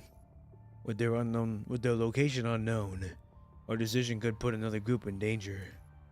You're right. I'm just worried about the kids' safety. If they do run into any danger, Vera and the others will do everything they can to protect him. And I'm sure you sent him on the mission because you believe in him. Yeah. Knowing that believing in someone and worrying about him is not contradictory. As the leader of the conservation area, however, Silence has to maintain a composed demeanor about the sake for his people. The other thing is, my men noticed some unusual activity in the south and we're going to check it out. Can you assign a construct to come with us? I heard you guys bumped into some monsters on the way over, so I'm thinking that they might have wandered somewhere nearby. Noctis, can I leave that to you? Oh, I was kinda expecting you to let me search for Vera in 21 so I could see them burst into tears upon my arrival. Anyways, dealing with those hetero creatures is also part of the gig that Vera gave me. As Noctis moves his shoulder around, he follows Silence away with his weapon in hand. Vera's team has already relocated their tents from the military encampment to the conservation area. With the aid of their devices, Lee is running a thorough analysis of the available data. Lee, how's it going? I've been trying all the way here, but the videos can't be uploaded with a low-level channel and on and off. But I've had all the data sorted out for a squad as you asked. Now, tell me about your speculation. You see 3 dots flashing on the screen before you, representing the 3 central purification filters located near the mission points. The dots marked with the number 1 and 2 are emanating a green glow, suggesting the CPFs are operating normally while the other dot appears grayed out, which means that the CPF near mission number 2 was shut down. Using each of the 3 dots as a center, Lee highlights the range of influence on each CPF. Coincidentally, all 3 of your mission report falls within the boundaries of their respective circles. Our current location is right here. With that said, Lee marks the conservation area with a new dot. You take the operation terminal from Lee and hide all the other marks, leaving only 3 mission points in the conservation area on display.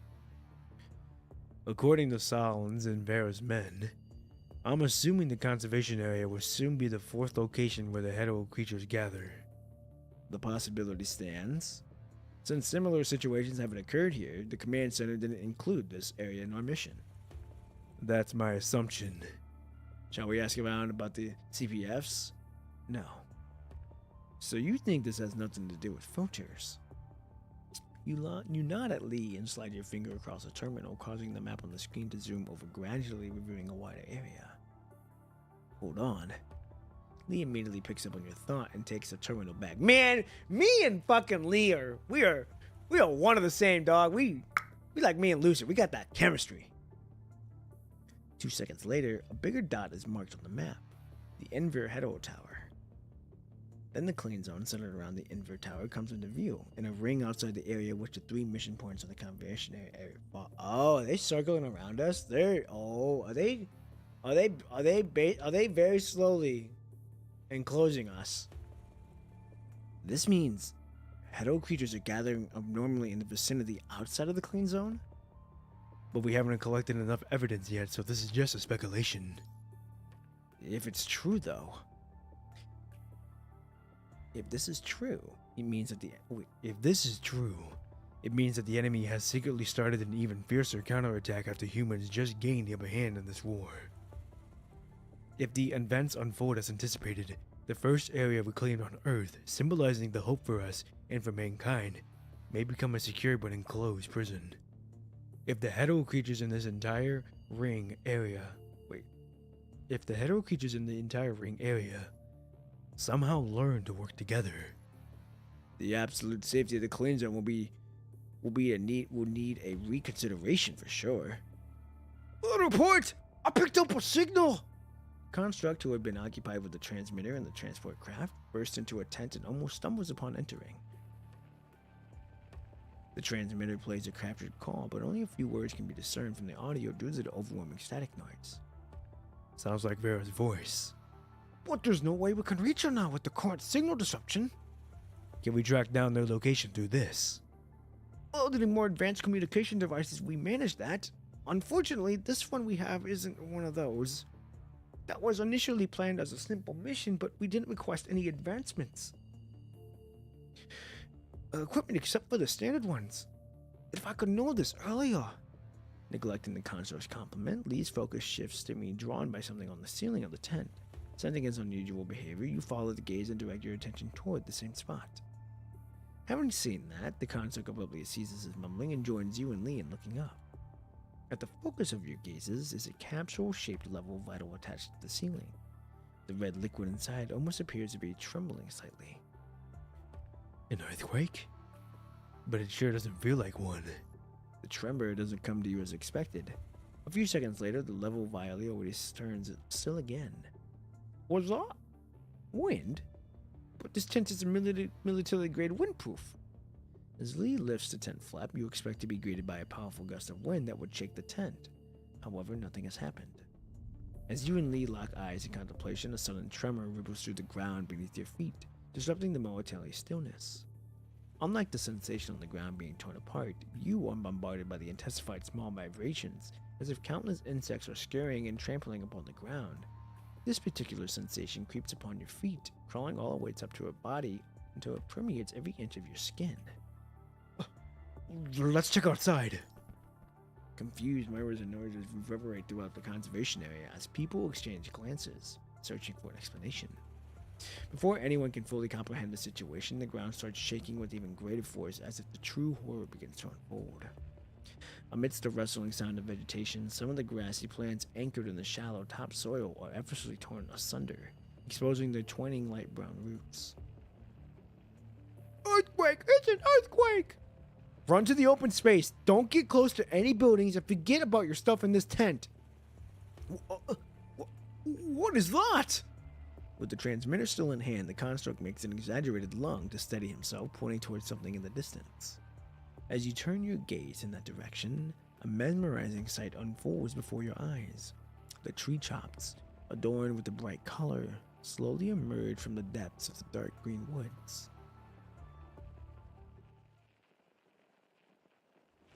Oh, this is in that loading screen.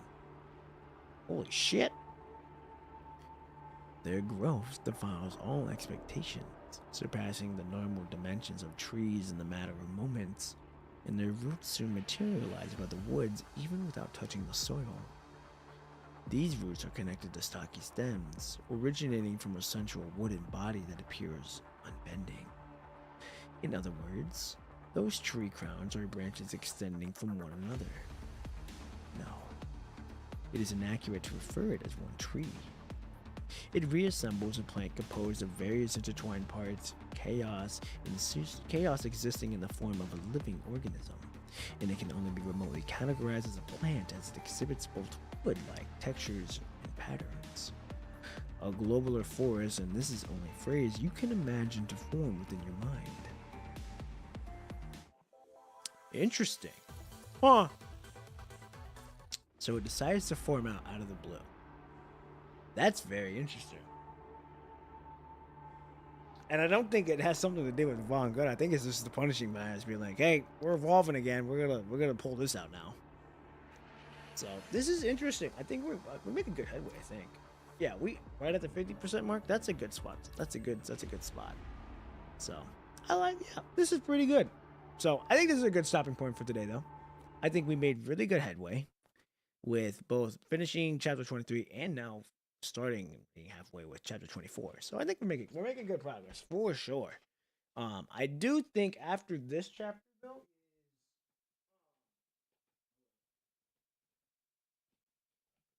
pick something up. I do believe after this chapter is also where we do Noctis's floating record. If I'm not mistaken, I think his floating record comes next. Yeah, his does. So it'll go after chapter 24 is done. We should be able to finish chapter 24 Tuesday. Tuesday we should be able to finish chapter 24. If we don't, we'll get it on Thursday. But Tuesday we should be able to finish chapter 24. Then we move on to floating record for Noctis, and then we move on to Echo's main chapter. I'm very excited to see what's going to happen in Echo's main chapter. Last time we seen her, she got knocked out, but Echo the Knight ended up meeting Teasel, which is very interesting to see what's going to happen there. So I'm excited for that. I'm excited to see what's going to happen there. I'm also excited to see what's going to go on with Noctis, because I know in the floating records they're like different timelines. Like they happened in another part of the world where I'm at. So let's say, but after Ilo's chapter, when we saw Han Ying, that was immediately after the events going on at Constellia. Went straight to Treasure Machina, and at the same time, we were doing our own thing. Got slapped around by Isla. Who did? Who got slapped around by Isla? Oh, no, man, I know you're talking about Echo. Echo got slapped. Yeah. Isla slapped the fuck out of Echo. But I really liked Isla's chapter. That was good. I also liked Alpha's chapter. As short as it was good. It was cool to see how that unfolded. So Tuesday, we will hopefully be finishing chapter 24, and maybe start the floating record. We'll see. And then Thursday, we'll probably finish the floating record, and then moving into the next chapter.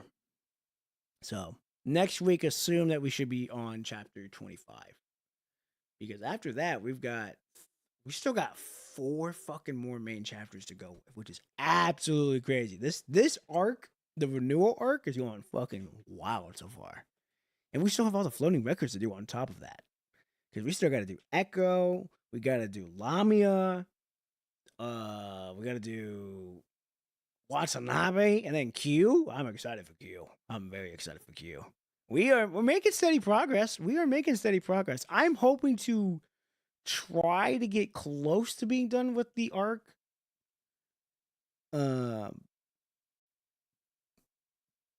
I want to say by the middle of July. I want to say I want to be in, because the floating records are also going to take part of this, because I don't know, like the floating records. I know like they're important, but it's not. They're important for the world building in a sense. But I'm hoping to be close to being done with this arc by the middle of July. Hopefully by the second week of July, we're right there.